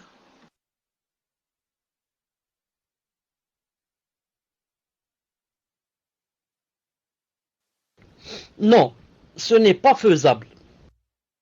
Si la personne le fait, il dit que c'est haram, car tu as juré par des actes d'Allah subhanahu wa ta'ala et par des choses de son entité. Mais malgré cela, les savants disent aussi que ça ne se fait pas, les savants ne l'ont pas fait. Les savants, tu peux jurer par ce qu'il y a dans la sunna comme attribut d'Allah subhanahu wa ta'ala et comme attribut aussi de l'entité. Comme par exemple, tu jures bi'izzatillah. Naam. Tu jures par exemple par wajh Allah. Naam. A'udhu bi wajhihi al-karim wa bi sultanihi al-qadim min shaytan rajim. Al-muhim. Pourquoi tu peux jurer par exemple par wajh Allah? Parce que le wajh, le visage d'Allah subhanahu wa ta'ala, tu peux jurer par son visage. Pourquoi par exemple? Parce que le visage d'Allah subhanahu wa ta'ala ne peut pas se détacher d'Allah subhanahu wa ta'ala. En jurant par son visage, tu as juré par Allah subhanahu wa ta'ala. Naam. C'est pour ça que dans le verset il dit que tout va se finir sauf le visage d'Allah. Le visage ne va pas rester seul, Allah ta'ala va rester. Le visage c'est quelque chose qui ne se détache pas. Comme on a dit une fois le cou. Allah ta'ala quand il dit tahriru raqabatin mu'mina, libérer un cou croyant. On ne peut pas libérer un cou, on doit libérer un croyant, un esclave. Par contre les mains non. Naam. Les mains non. On peut couper les mains de quelqu'un et il reste vivant. Mais on ne peut pas lui enlever son visage et il reste vivant. Son visage c'est aussi sa tête et il reste vivant. C'est pas possible. Lui enlever son cou et il reste vivant. C'est pas possible. Cheikh Ibn Uthaymin dit c'est permis par exemple wajh Allah et non par ses mains et son tibia etc. Parce que il n'y a rien dans la sunna du prophète ni dans le Coran en ce sens. Par contre bi'izzatihi, comme le prophète m'a dit biqudratika 'ala al-khalq. نعم أحييني إن كانت الحياة خيرا لي وتوفاني إن كانت الوفاة خيرا لي بعلمك الغيب وقدرتك على الخلق. Par ta science de l'invisible. Et par quoi? Et par ta puissance sur tes créatures. Là, ce sont des choses qui existent dans la sunna. On peut jurer aussi. Pourquoi? Parce que le Coran c'est la parole d'Allah. Ça, c'est permis aussi. Si tu entends par le Coran, pas le livre et les feuilles, mais ce qui est écrit, c'est-à-dire la parole d'Allah subhanahu wa ta'ala. Dans ce cas, c'est permis de jurer par le Coran aussi. Tfadlal.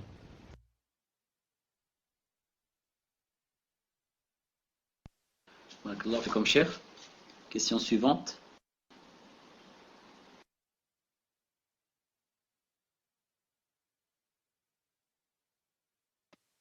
Sauf par exemple, je vous donne un autre exemple, peut-être ça va vous éclairer encore. Regarde, si tu dis je jure par celui qui détient mon âme, c'est permis ça.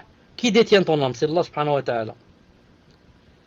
Maintenant, si tu dis je jure par celui qui détient l'âme du cafard, je jure par celui qui détient l'âme du chien, je jure par celui qui détient l'âme de la souris, que aujourd'hui c'est samedi ou là c'est mercredi, puisque c'est mercredi.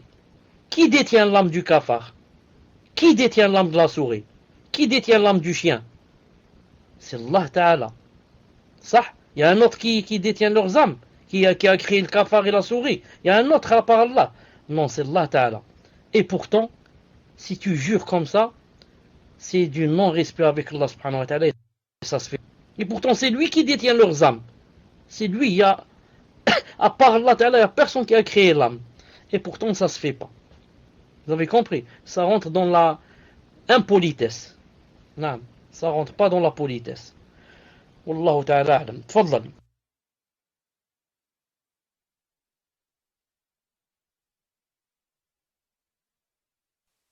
Barakallahu fikum, cheikh. Donc, question d'une sœur qui dit qu'Allah vous récompense de bien vouloir nous montrer le bien et nous interdire le mal. La sœur dit, nous sommes deux gérantes dans un forum. Et moi, je suis gérante d'une partie apprentissage à l'écrit et à l'oral dans un forum qui s'appelle Apprentissage entre sœurs, où nous acceptons que les femmes, donc seules les femmes sont autorisées à participer. Donc on a mis une partie dans la partie inscription, une note, pour que les akhawat, lors de leur inscription au forum, écrivent « Je jure devant Allah être une sœur ». Donc est-ce que cette pratique est autorisée, cheikh? Et le reste de la question, je ne peux poser, car ça n'est pas le thème d'aujourd'hui. Barakallahu fikum.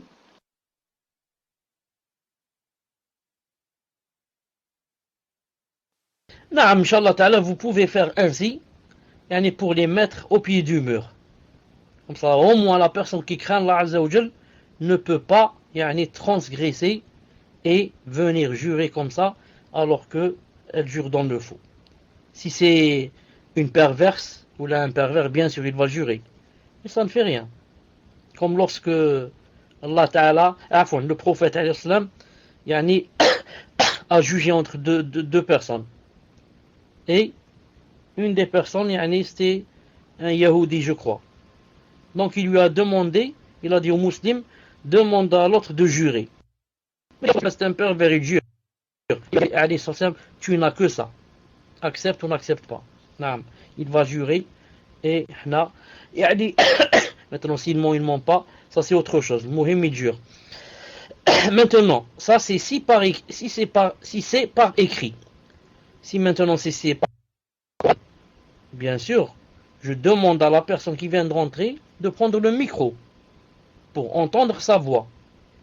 Si c'est un homme, ça va être visible. Si c'est une femme, je l'accepte. Sauf si vraiment maintenant aussi, elle peut vraiment imiter les voix. Un homme peut imiter la voix de la femme au point où il va parler comme une femme. Ça aussi, c'est pas de mon ressort. Moi, je prends d'après l'apparence. Et Allah subhanahu wa ta'ala le punira et le dévoilera bi'idhnillahi ta'ala. Wallahu ta'ala alam. Tfaddal. Barakallahu fikum, cheikh.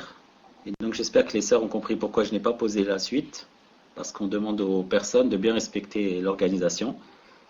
Et donc la plupart des personnes jouent le jeu et patientent dans le salon J'apprends l'islam sur la vraie voie pour poser une question générale. Et donc je dois poser les questions uniquement sur le cours dans l'autre salon, puis des questions d'Aqida. Donc barakallahu fikum de votre compréhension. Question suivante, cheikh. Question d'une sœur qui dit Hayakumullah, cheikh. Dans mon livre, il est écrit El Ramos, qui signifie embourdant, au lieu de trompeur.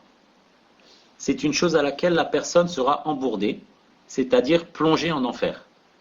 Ma question est, doit-on expier le serment mensonger? Et s'il y a une expiation, comment l'expliquer? Barakallahu fikum, cheikh. Maintenant, si c'est écrit embourdant ou l'embourdeur, et que, en français, ça a le même sens que plonger dans Jahannam et tremper dans Jahannam, il n'y a pas de mouchkila. Nous, ce qui nous intéresse, c'est que veut dire embourdant et que veut dire trompeur. Que veut dire trompeur? Non. Si les deux, et que veut dire le mot ramous? Si veut dire tremper dans Jahannam, plonger la personne dans Jahannam, ça importe peu, comment, c'est quoi le mot? Al-Muhim. Maintenant, si quelqu'un ment dans une chose dans le passé, ment par Allah Ta'ala, ça veut dire il fait le serment ramous, trompeur. C'est quoi son expiation? Son expiation, c'est le repentir sincère. Il n'y a pas autre chose. Il n'y a pas tu vas nourrir 10 pauvres ou bien tu vas jeûner 3 jours. Non, ça ne compte pas. Il faut quoi? Il faut plus grave que cela. Plus grave que cela, c'est faire 4 ou 5 choses. La première, faire la tauba pour le visage d'Allah, la sincérité. La deuxième, donc dans la tauba, première condition, la sincérité. Deuxième, arrêter sur le champ de jurer en montant. Troisième, avoir dans le cœur l'intention de ne pas la refaire. Quatrième condition, dans un moment où la tauba est acceptée. Car si c'est au moment de faire sortir l'âme, on est en train dans l'agonie, et l'âme maintenant est arrivée au gosier, on va dire maintenant je fais la tauba, c'est pas accepté. Et cinquième condition, il faut que ça soit dans un moment où la tauba est acceptée en général. C'est-à-dire, par exemple, il ne faut pas attendre que le soleil se lève, par exemple, du couchant, ou que le Messie, le Messie Dajjal descende, ou bien que Gog et Magog font leur apparition. Non. Il faut que ça soit avant les grands signes, et surtout, le signe de quoi? Du soleil. Du soleil qui ne doit pas se lever du couchant, car d'après le hadith du prophète, c'est le premier grand signe. C'est le premier grand signe, bi'idhnillahi ta'ala. Tfadlal.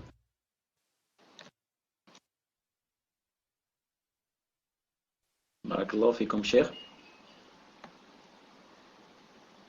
Question suivante d'un frère qui dit: Cher Barakallahu fikum pour ce cours bénéfique. Il y a un frère qui m'a informé d'un hadith qui dit en ce sens que si quelqu'un jure par Allah, alors on doit le croire. Je voudrais savoir si vous connaissez ce hadith, cher. Si oui, quel est son jugement et son explication? De même, cher, il y a une parole qui est beaucoup rapportée. Donc, si vous pouvez nous dire si elle est authentique ou pas. Comme quoi, Isa alayhi salam a vu une personne en train de voler. Et quand il en a informé, la personne a juré par Allah qu'elle ne volait pas. Alors Isa alayhi salam a dit je crois en Allah et donc je m'écrois en mes yeux. Une parole dans ce sens. Donc cher, si vous pouvez nous en informer. Barakallahu fikum.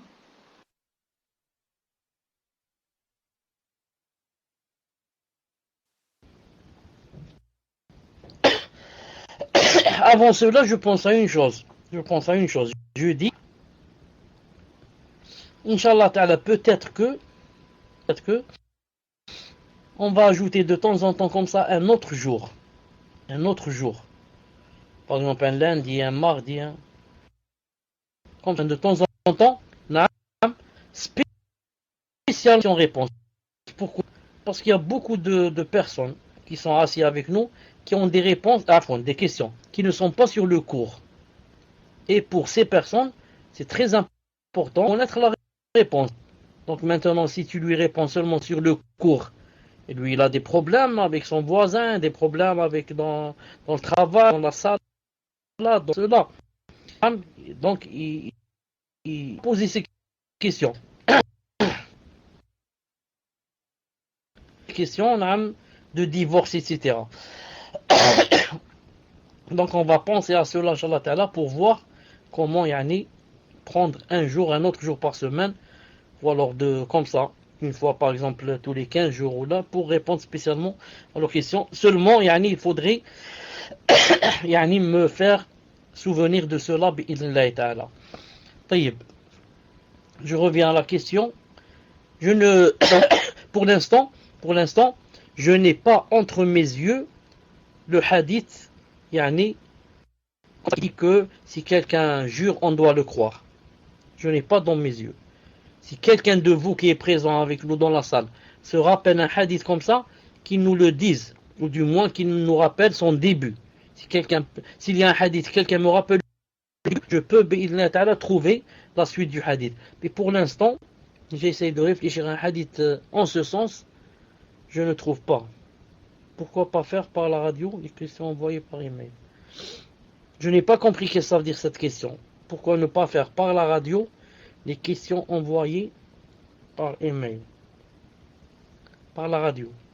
Non, ça aussi, c'est une bonne suggestion.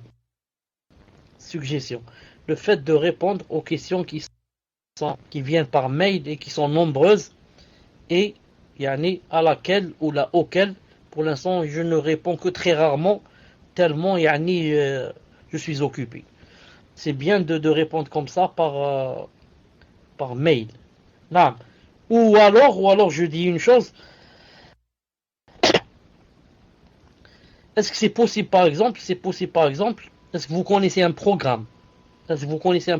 Qui, si vous m'envoyez par exemple une question, je peux répondre en audio? Est-ce que vous connaissez un programme pareil? Tu poses une question, je te réponds directement par audio. Certains et certaines, entre parenthèses, qui connaissent mon numéro de téléphone, m'écrivent sur le WhatsApp, voilà. Ils m'écrivent aussi sur le Viber, en français ils disent Viber. Sur le Viber, ils m'écrivent aussi. À ceux-là et à celles-là, quand j'ai du temps, je réponds directement par audio. C'est plus facile pour moi. Par audio, directement. Naam.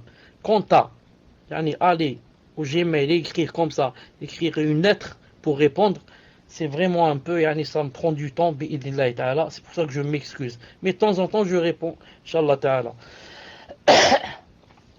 Quant au hadith qu'a cité la personne sur Isa alayhi salam, لا تحلفوا بالله ومن حلف بالله فليصدق ومن حلف له بالله فليرضى ومن ومن ومن لم bon, il y a un petit décalage. Tout faire, tout faire. Est-ce que tu es sûr que le hadith Cheikh Al-Albani l'a authentifié? Est-ce que tu es sûr que tu as dit que Rawa ibn Majabi, voilà, Rawa ibn Majabi Sanad Hassan, ça suffit pas. D'ailleurs, puisque tu l'as cité, je vais voir une seconde dans l'Akhar. Je vais voir. Il a dit من حلف ومن حلف بالله فليرضى. بس نشوف من حلف بالله فليصدق. يصدق. فليصدق نعم. فليصدق. صح, c'est pas يصدق, non. Il a dit quiconque jure par Allah, qu'il soit véridique. C'est pas que, voilà, ça change complètement le sens. Et ça, c'est dans le cas où le hadith est véridique. المهم, quant au hadith de Isa alayhi salam, c'est un hadith authentique. Cheikh Al-Albani a dit authentique, Ibn al-Qayyim l'a cité dans ses livres, il a dit authentique aussi. Qu'est-ce qu'il y a dans ce hadith? Que Jésus, Isa alayhi salam, qu'ils appellent eux Jésus, je dis Jésus parce que j'ai peur que quand je dis Isa, que ceux qui sont francophones ne savent pas c'est qui est Isa. Alors que il est appelé chez eux Jésus, mais son vrai nom c'est Isa alayhi salam. المهم, il a vu quelqu'un en train de voler. Il lui a dit tu voles? Et l'autre qu'a dit la personne, le voleur, je jure par Allah Ta'ala que je ne vole pas, que je n'ai pas volé. Alors Isa, qu'est-ce qu'il a dit? Il a dit je crois en Allah Ta'ala puisque tu as juré et je dément mes yeux. Je dis mes yeux ont menti quand elles t'ont vu en train de jurer. De ce hadith, les savants par exemple que quand je jure par Allah subhanahu wa ta'ala, yani khlas, on doit le croire. Sauf quoi?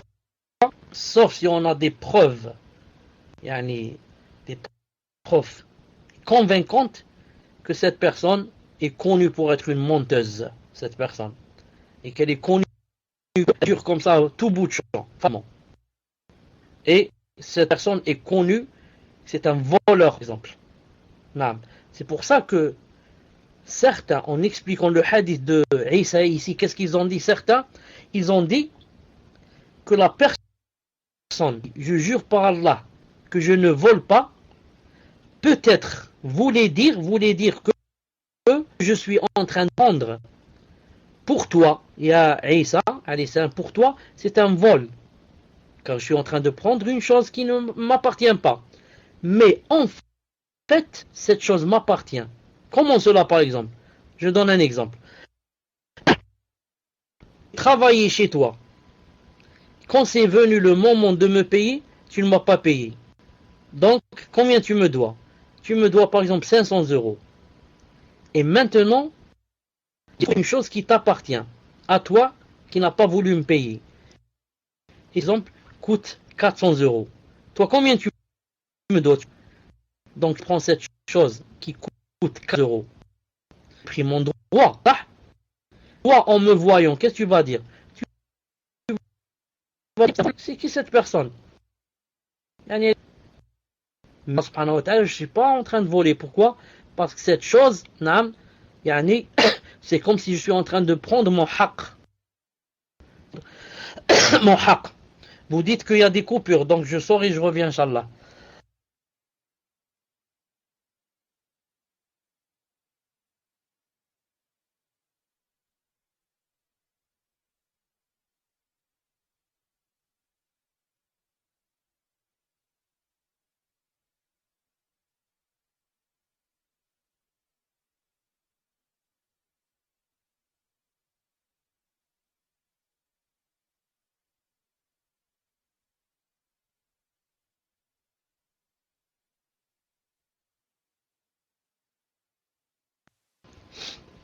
Salam alaikum. Vous les admins, dites-moi, est-ce que vous avez compris ce que j'ai voulu dire ici? Quand je travaille chez quelqu'un, il ne me paye pas, etc. Vous avez compris? Là, vous n'avez pas compris. Vous avez compris? Naam.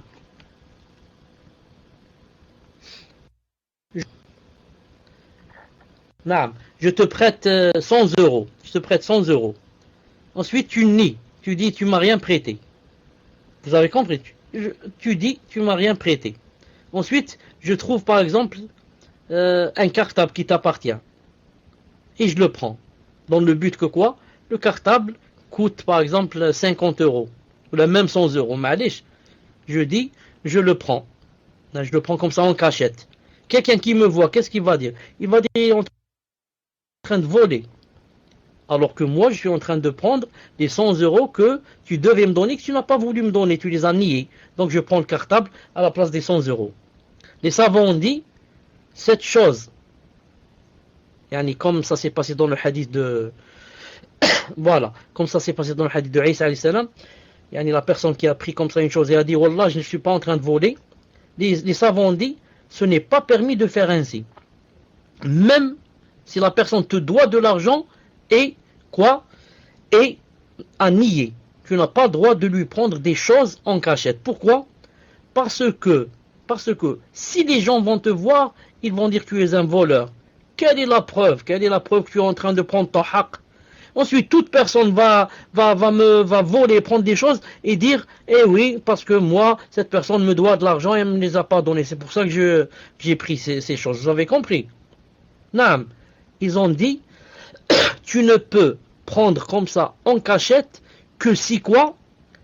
Que si, c'est visible. C'est visible, par exemple, devant tout le monde que vraiment cette personne te devait de l'argent et tout le monde est au courant de cette chose.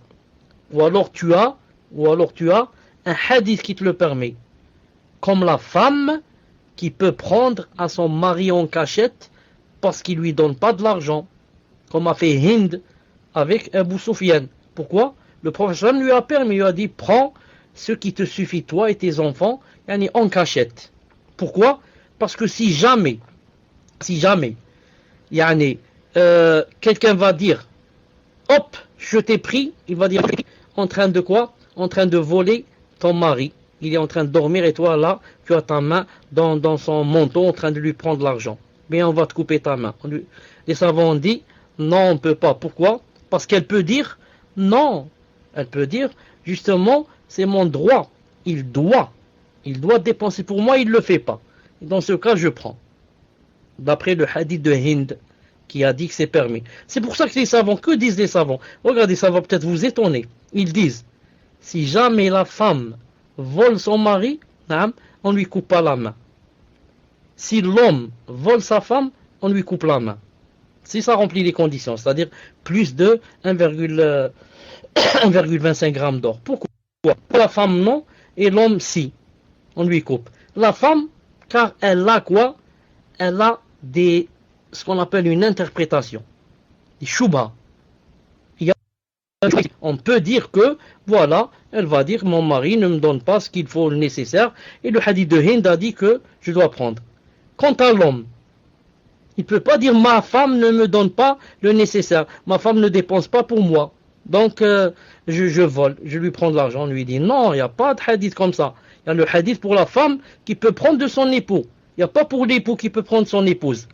Naam. Alors attention aux frères qui volent leur femme. Sinon, on va vous couper vos mains et on va nous les envoyer ici en Algérie par un avion spécial qui va m'envoyer toutes les mains des frères. Non, تفضل.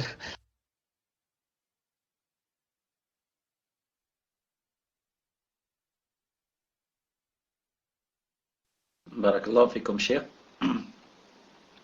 Question suivante d'une sœur qui dit, cher qu'Allah vous préserve. Ma mère jure par Allah et par un mort. Et si on lui dit que c'est haram, elle nous dit de nous taire, car il peut nous faire du mal. Toutes les dures épreuves qui nous arrivent, elle le met sur le compte de ce mort. Que faire, cher, pour la raisonner? Barakallah fikum cher. Elle vous dit, ma mère écoute le cours Donc, Cheikh, pouvez-vous lui donner un conseil? Et si possible en arabe, Cheikh. Donc, je pense l'arabe courant, Cheikh, pas l'arabe littéraire.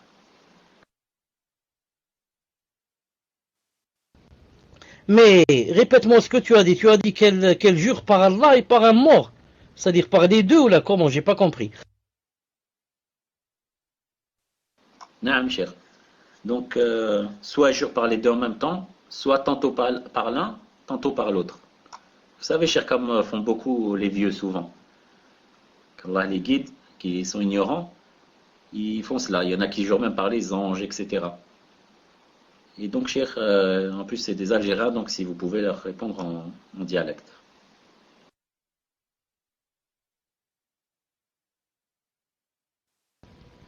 Je dis en dialecte Bismillah ar-Rahman ar-Rahim والصلاة والسلام على أشرف المرسلين. كل واحد ولا كل وحدة اللي يحلف وكي يحلف بغير الله، لأن يحلف كاش إنسان ولا بالميت ولا يحلف بالكعبة ولا يحلف بالسماوات ولا براس يمة ولا براس بابا ولا كل إنسان يحلف بغير الله واش دار؟ شرك بالله سبحانه وتعالى. كما في الحديث من حلف بغير الله فقد كفر أو أشرك، هكذا قال الرسول صلى الله عليه وسلم. والإنسان اللي شرك بالله واش يحب يقول؟ يحب يقول إذا مات وما تابش من هذا الشرك يعني دار حاجة خطيرة جدا جدا جدا. الله تعالى قال في القرآن إن الله لا يغفر أن يشرك به ويغفر ما دون ذلك لمن يشاء. الله سبحانه وتعالى يغفر كل حاجة غير الشرك. اللي يشرب شراب يزنا يغفر له، اللي يسرق يغفر له إذا تاب. أما بصح إذا شرك ومات هكذاك أعوذ بالله مات في خطر عظيم. نعم، ولهذا أنا ننصح أختي إلى تسمع فيا يعني تندم على واش دارت وتتوب إلى الله وتعزم باللي ما زيدش تدير، ما زيدش تعاود هذا الأمر. لماذا؟ لأن أمر خطير جدا جدا يمس جناب التوحيد. كيفاش نطلقني نخليه ونروح نحلف بحاجة أخرى؟ وكان تحلفي بالرسول صلى الله عليه وسلم. كاين خير في الناس، في كاع الناس، في كاع الأنبياء، كاين خير من الرسول تاعنا محمد صلى الله عليه وسلم. لو كان تحلفي به تقولي أقسم برسول الله، ربي سبحانه ما يسمح لكش. ما قري حلفتي بشكون؟ بأفضل إنسان في العالم هو الرسول صلى الله عليه وسلم، وربي سبحانه يغضب عليك وما يسمح لكش ويديك للنار. ما بالك لو كان تحلفي بحاجة أخرى ولا بإنسان آخر، ولا سيما بإنسان ميت ولا. فالرجال الإنسان يتنبه لهذا الأمر باش يعني يتوب إلى الله ويرجع ويندم قبل ما يعني إذا مات خلاص، إذا مات ثم يبكي ولا يندم ولا ربي سبحانه ما راحش يسمح له. نعم تفضل.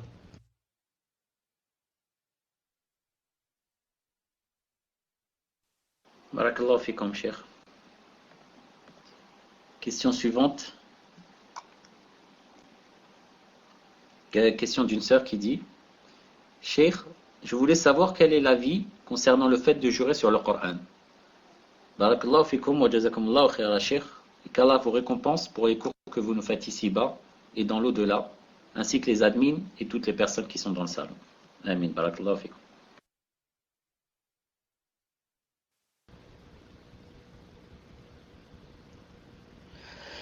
Le hadith tout à l'heure, Cheikh Al-Albani a dit authentique dans Irwa Al-Ghali, Sahih Ibn Majah. Quel hadith تاع فليصدق؟ نعم فليصدق il est authentique, mais pas فليصدق. فليصدق pas فليصدق. نعم صح. Je dis donc c'était quoi la question? Ibn Muhammad, écris un mot pour la question. C'était quoi la question? Écris un mot, écris. Coran. Naam. J'ai parlé tout à l'heure, j'ai dit tout à l'heure ce que disent les savants, le fait de jurer par le Coran. Comme Cheikh Ibn Uthaymin, rahimahullah, il dit, si la personne, en jurant par le Coran, elle veut dire je jure par la parole d'Allah qu'il y a dans le Coran, qu'il y a dans le livre.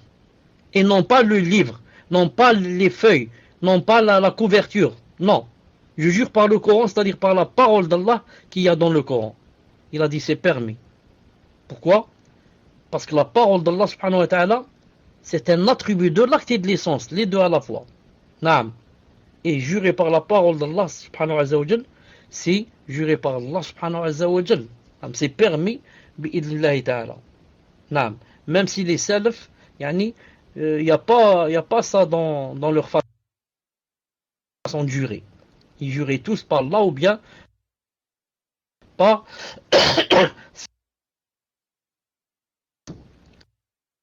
Mais malgré cela, jurer par le Coran, c'est permis. Là, tu leur jures par le Coran, ils ont la conviction. Naam. Fadlan. Barakallah fikum, Cheikh. Je rappelle juste au frère Fouzi, au frère Riyad, que quand vous entendez des coupures, de bien prévenir Cheikh, parce qu'après, ça devient inaudible dans les audios qu'on réécoute. Et on aimerait bien que ces audios restent hatta yawm al-qiyamah, si Allah Ta'ala le permet. Donc, c'est une responsabilité. Barakallahu fikum. Question suivante. Question d'un frère qui dit: Cheikh, qu'Allah vous guérisse au plus vite et vous récompense pour tous ses efforts. Est-il permis de jurer sur Allah en mettant dans le but d'obtenir un bien ou d'éviter un mal? Donc, est-il permis de jurer sur Allah en mentant? Donc, est-il permis de jurer sur Allah en mentant dans le but d'obtenir un bien ou d'éviter un mal?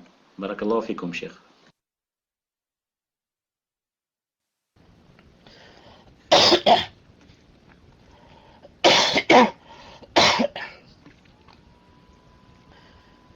Ibn Hazm, rahimahullah, a dit, et Ibn Hazm al-Asqalani l'a quoi? L'a fortifié. Il a dit, c'est vrai ce qu'il a dit. Naam. Et je pense que Cheikh rahimahullah, dans un de ses livres, que si, par exemple, une personne, court derrière une personne avec un couteau à la main, court derrière une personne. Et cette personne, ouvre la porte, par exemple, disons de ta maison, et rentre à l'intérieur. Et se cache. Ou bien tu as un magasin, c'est mieux. Tu as un magasin, et la personne, avec un couteau, court derrière une personne, et la personne qui s'est sauvée, rentre, chez toi, dans ton magasin, et se cache derrière le comptoir. Et l'autre, la première personne, rentre avec le couteau, et dit, est-ce que la personne est là? Est-ce que celle qui vient de rentrer est là? Tu lui dis, non, elle n'est pas là. Il te dit, jure par Allah. Il a dit, tu jures par Allah. Tu dis, je jure par Allah qu'elle n'est pas là. Ibn Hazm, rahimahullah, a dit que si tu jures dans une situation pareille, tu n'as fait aucun péché. Et si tu ne jures pas, il a dit comme ça, et si tu ne jures pas, ou alors tu lui dis, la personne est là, il a dit, tu es devenu pervers. Fasiq. Il a dit pourquoi? Il a dit, tu as aidé une personne à tuer une autre personne croyante, musulmane. Tu as été la cause de la personne, qu'elle soit morte à cause de toi. Alors que tu aurais pu lui jurer qu'elle n'était pas là, juste pour refouler le mal, et pour qu'elle soit pas, quoi? Pour qu'elle se tue. Il a dit, voilà, les savants disent, ici tu as juré dans la contrainte. Tu as juré dans la contrainte. Et tu as juré pour sauver une nafs. Tu as sauvé une âme. Mais les cas où on peut sont des cas vraiment restreints. Vraiment restreints. Ce n'est pas, comme m'a posé ici la question, juste pour attirer un bien et pour refouler un mal. Donc pour attirer n'importe quel bien, je veux jurer par Allah Ta'ala en montant juste pour acheter quelque chose et pour me marier, pour je ne sais pas quoi. Et je vais jurer par Allah en montant pour refouler un mal. Juste que, pour que je ne perde pas d'argent et pour que je ne perde pas ma place, je ne sais pas, au restaurant et que là je commence à jurer. Non, c'est pas comme ça. Quand c'est vraiment, vraiment grave, il y a des gens qui vont mourir et comme ça et comme ça. Wallahu ta'ala alam. Tfadlal.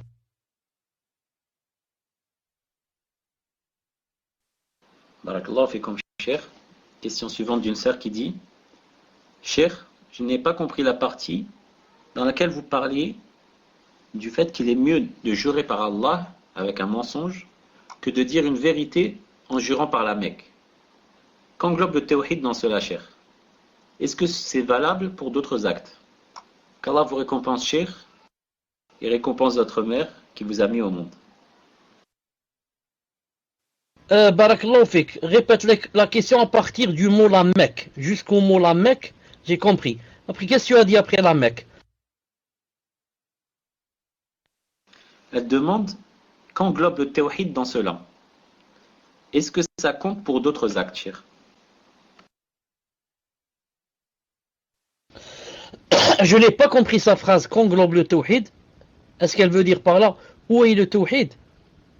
Et je n'ai pas compris la deuxième, aussi la fin, yani, quand elle a dit les actes, etc. Est-ce que j'ai pas compris ça? Est-ce que tu peux m'expliquer toi si tu as compris? Tfadal. Je vous avoue que j'ai pas bien compris. Donc si Akhi Fawzi, si tu peux demander des précisions. En attendant, je vous pose la question suivante, cher. La question d'un frère qui rejoint un peu la question précédente, qui dit: Ya cher, hafizakumullah, wal ahl, je connais certaines personnes qui s'amusent à jurer par Allah uniquement pour se sauver de certaines situations. Les situations qui ne sont pas en leur faveur et pour cacher la vérité, subhanallah. Wallahu al-musta'an. Conseillez-nous l'attitude à avoir avec eux, comment se comporter avec eux, car parfois nous savons que c'est faux. Jazakumullahu khayra, cher.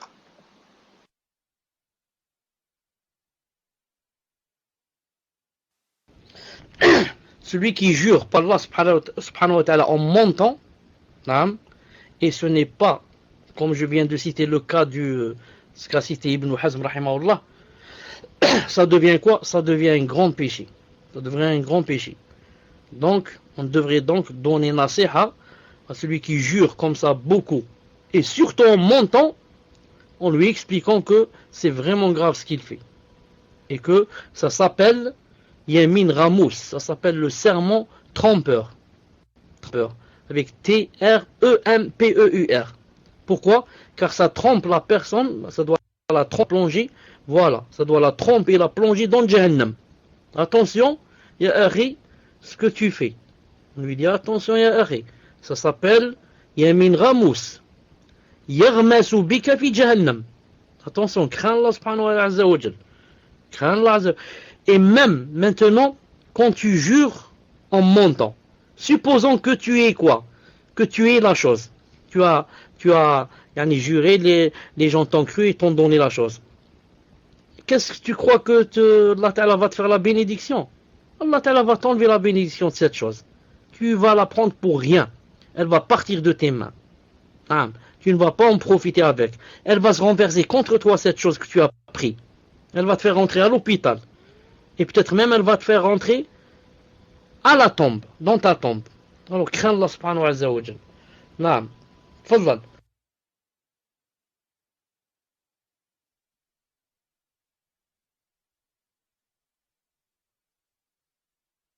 Barakallahu fikum, cher.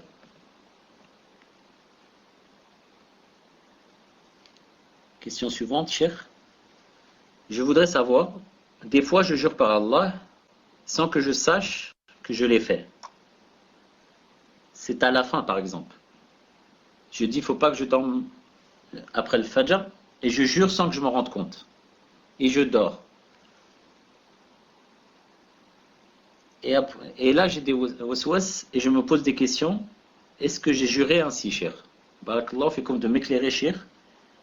Et aussi, cher, quand on parle et on jure. Parce que la personne ne croit pas, même si c'est des choses inutiles. Est-ce que cela rentre dans le manque de respect envers notre Seigneur? Barakallahu fikum, cher.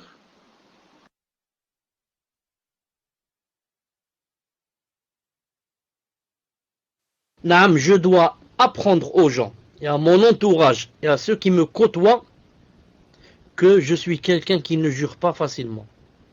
Naam. Et ensuite, c'est à eux de choisir.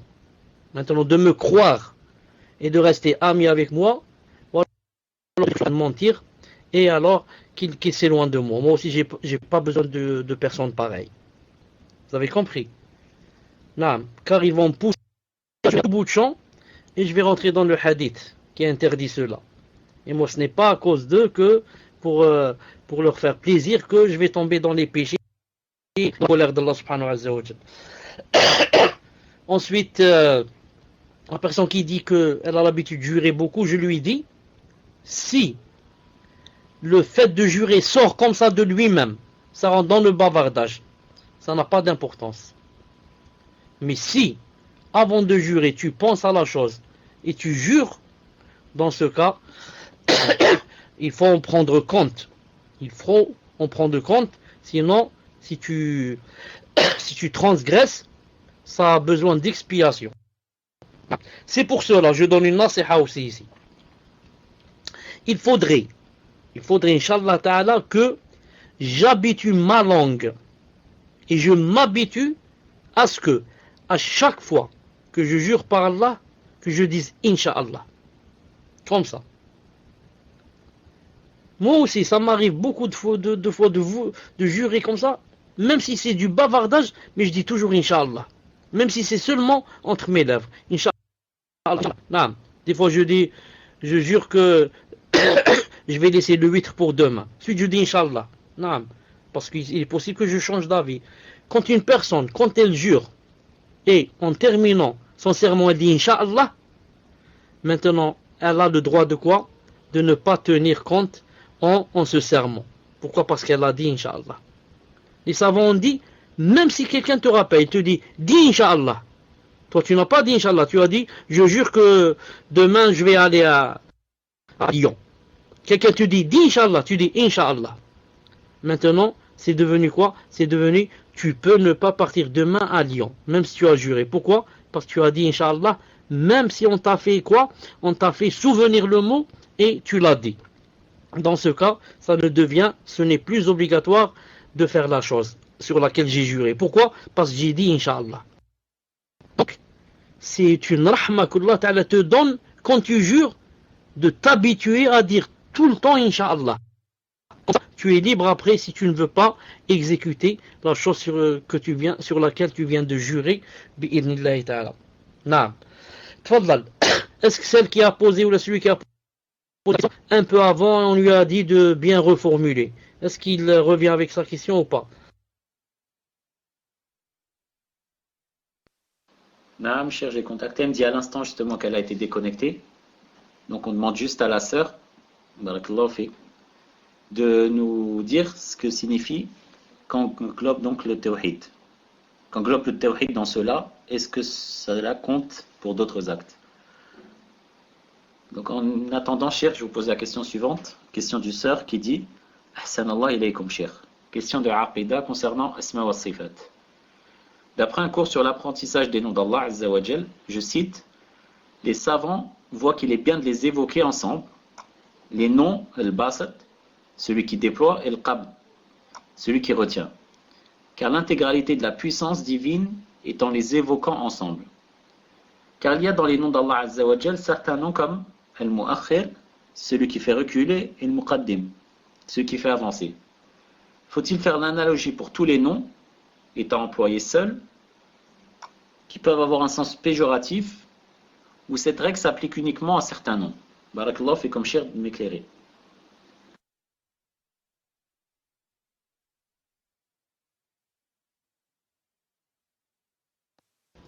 Cette règle s'applique à Fon, et Cheikh Ibn Uthaymin aussi l'a cité dans ses livres, c'est pour certains noms. Non, certains noms qui, si tu vas le citer seul, ça risque de ne pas montrer la perfection d'Allah subhanahu wa ta'ala et ça devient presque un défaut. Mais certains noms qui non, comparé à l'autre, c'est son contraire. Comme a dit ici, l'awwal l'akhir, comme a dit Rafi' al-Khafid. Non, ces mots, quand on les cite, de préférence, on les cite avec leurs opposés. On les cite avec les autres noms qui sont leurs opposés, ça rentre dans la perfection de l'entité et de ces bons noms. Non, ça s'applique à certains noms qui ont yani des opposés, bi'idhnillahi ta'ala, comme elle a cité quelques exemples.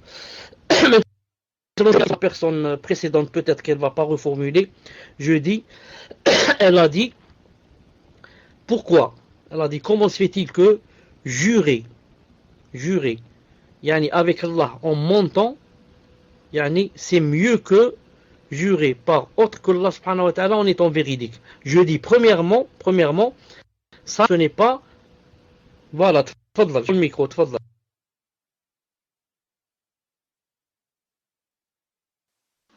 Afwan, Cheikh, de vous avoir coupé la parole.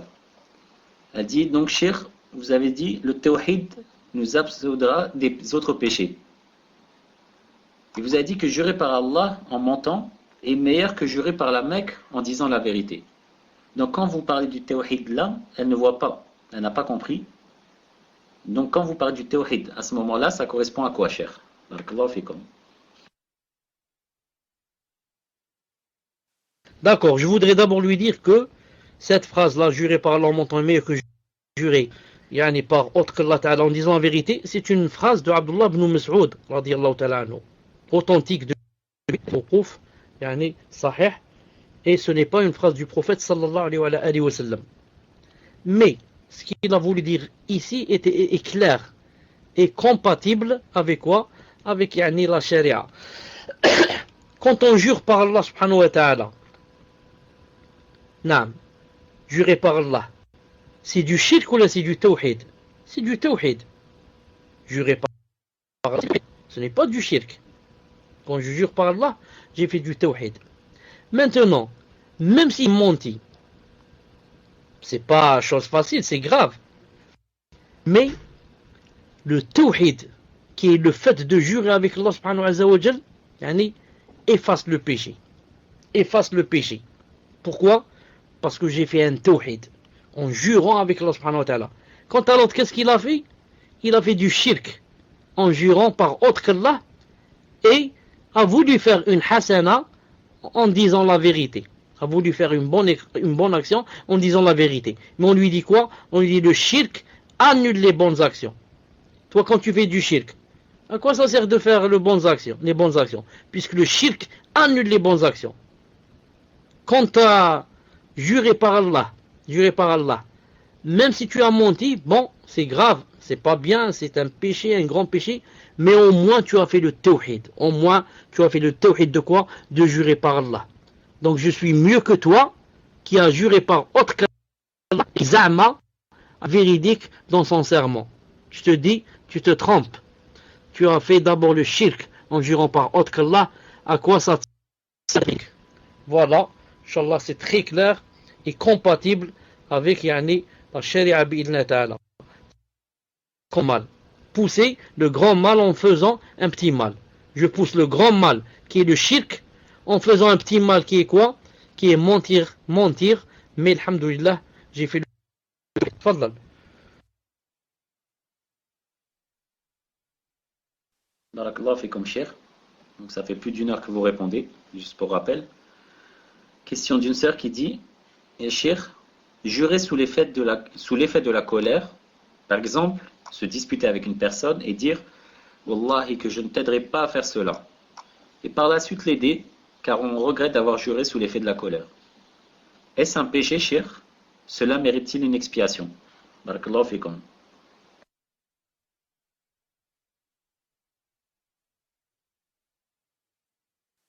Il y a deux questions ici. Est-ce un péché et est-ce que ça mérite une expiation? Est-ce un péché? En fait, ça n'a pas lieu d'y être. Pourquoi? Parce que jurer par Allah, ce n'est pas un péché. Ça devient un péché quand je jure, yani, à tout bout de champ, là je jure pour mentir, etc. Mais si j'ai juré par Allah, si quelqu'un jure par Allah quand il veut jurer, ce n'est pas un péché. Al-Muhim. Maintenant, elle dit, est-ce que ça demande une expiation ou pas? Je dis, on va voir dans quelle colère était la personne. La colère se divise comme dit Cheikh Ibn Uthaymin, en trois sortes. Et les autres savants disent en deux sortes. Si on va prendre de trois sortes, on va dire la grande colère est au milieu. La moyenne colère est tout à fait en bas. la petite colère. Si on va prendre d'après les autres savants, deux sortes. La grande colère et la petite colère. La grande colère, c'est quand tu es en colère au point où tu ne sais pas ce que tu dis, ni ce que tu fais. J'ai vraiment perdu la raison. Dans ce cas, si tu jures ou tu divorces ta femme, le divorce ne compte pas. Pourquoi? Parce que tu as juré dans un état où tu ne savais pas ce que tu disais. Mais maintenant, si tu es dans la petite colère, c'est-à-dire juste tu es énervé, tu sais ce que tu dis, et dans ton cœur tu vas dire je vais jurer, et tu jures. Je jure par là que je ne t'aide pas. Dans ce cas, tu savais ce que tu faisais, la parole est sortie de ton cœur, tu étais conscient, juste tu étais dans un état de colère, mais une petite colère. Dans ce cas, expiation bi'idnillahi ta'ala. Donc il faut faire la différence entre la grande colère et la petite. C'est pour cela que j'ai dit tout à l'heure, si la personne s'était habituée à dire Inch'Allah à chaque fois qu'elle jure, maintenant, alhamdoulilah, même si elle l'a dit entre ses lèvres, seule elle a entendu les autres. Alhamdoulilah, au moins, elle n'a pas besoin d'expiation bi'idnillahi ta'ala. Voilà, Inch'Allah ta'ala, comme m'a rappelé le frère, on a dépassé 1 heure. On se rencontrera, Inch'Allah ta'ala, bientôt bi'idnillahi ta'ala. Tfaddal. Afwan, Cheikh, je n'aime pas donc reprendre le mic quand vous souhaitez arrêter, mais c'est juste parce que la sœur d'avant a juste dit, est-ce que le tawhid fera qu'Allah nous pardonne le mensonge ou d'autres péchés commis? Donc, si vous pouvez répondre à ça, Cheikh. Et donc, comme ça, toutes les questions sur le cours ont été traitées. Le tawhid fait que la personne, ou alhamdulillah, si elle va mourir, même si elle n'a pas fait de repentir, pour avoir fait des fautes, pour avoir bu l'alcool, volé, ceci, cela, les calomnies, ceci, cela, sa finalité sera au paradis. Voilà l'avantage du tawhid. Si tu meurs en tant que mouahid, ou alhamdulillah, ta fin sera un jour au paradis. Il va y avoir un jour où tu vas aller au paradis. Contrairement à celui qui est mort sur le shirk. Surtout s'il a fait le grand shirk. Celui-là, il sera éternellement en enfer. A'udhu billah. Mais le mouahid, même s'il a fait la zina, ceci, cela, il est mort sur le tawhid. Alhamdulillah. Même si Allah Ta'ala ne lui pardonne pas ses péchés, ça veut dire qu'il passera par l'enfer. Mais finalité, un de ces jours où, alhamdulillah, il rentrera au paradis. Et ça, c'est une grande ni'ma, bi'idnillahi ta'ala. Même si tu vas en enfer, je vais en enfer à cause des fautes que j'ai fait, beaucoup de fautes. Et Allah ne m'a pas pardonné, malish. Personne n'a le droit de forcer Allah Ta'ala ce qu'il pardonne. Personne ne peut. J'accepte. Mais alhamdulillah, il y a un jour où je vais aller au paradis. Tandis que l'autre, le mouchrik, il n'ira jamais au paradis. Ça, c'est vraiment grave et c'est une énorme différence bi'idnillahi ta'ala. Subhanakallahumma wa bihamdik, ashhadu an la ilaha illa ant, astaghfiruka wa atubu ilaik. Assalamu alaikum wa rahmatullahi wa barakatuh.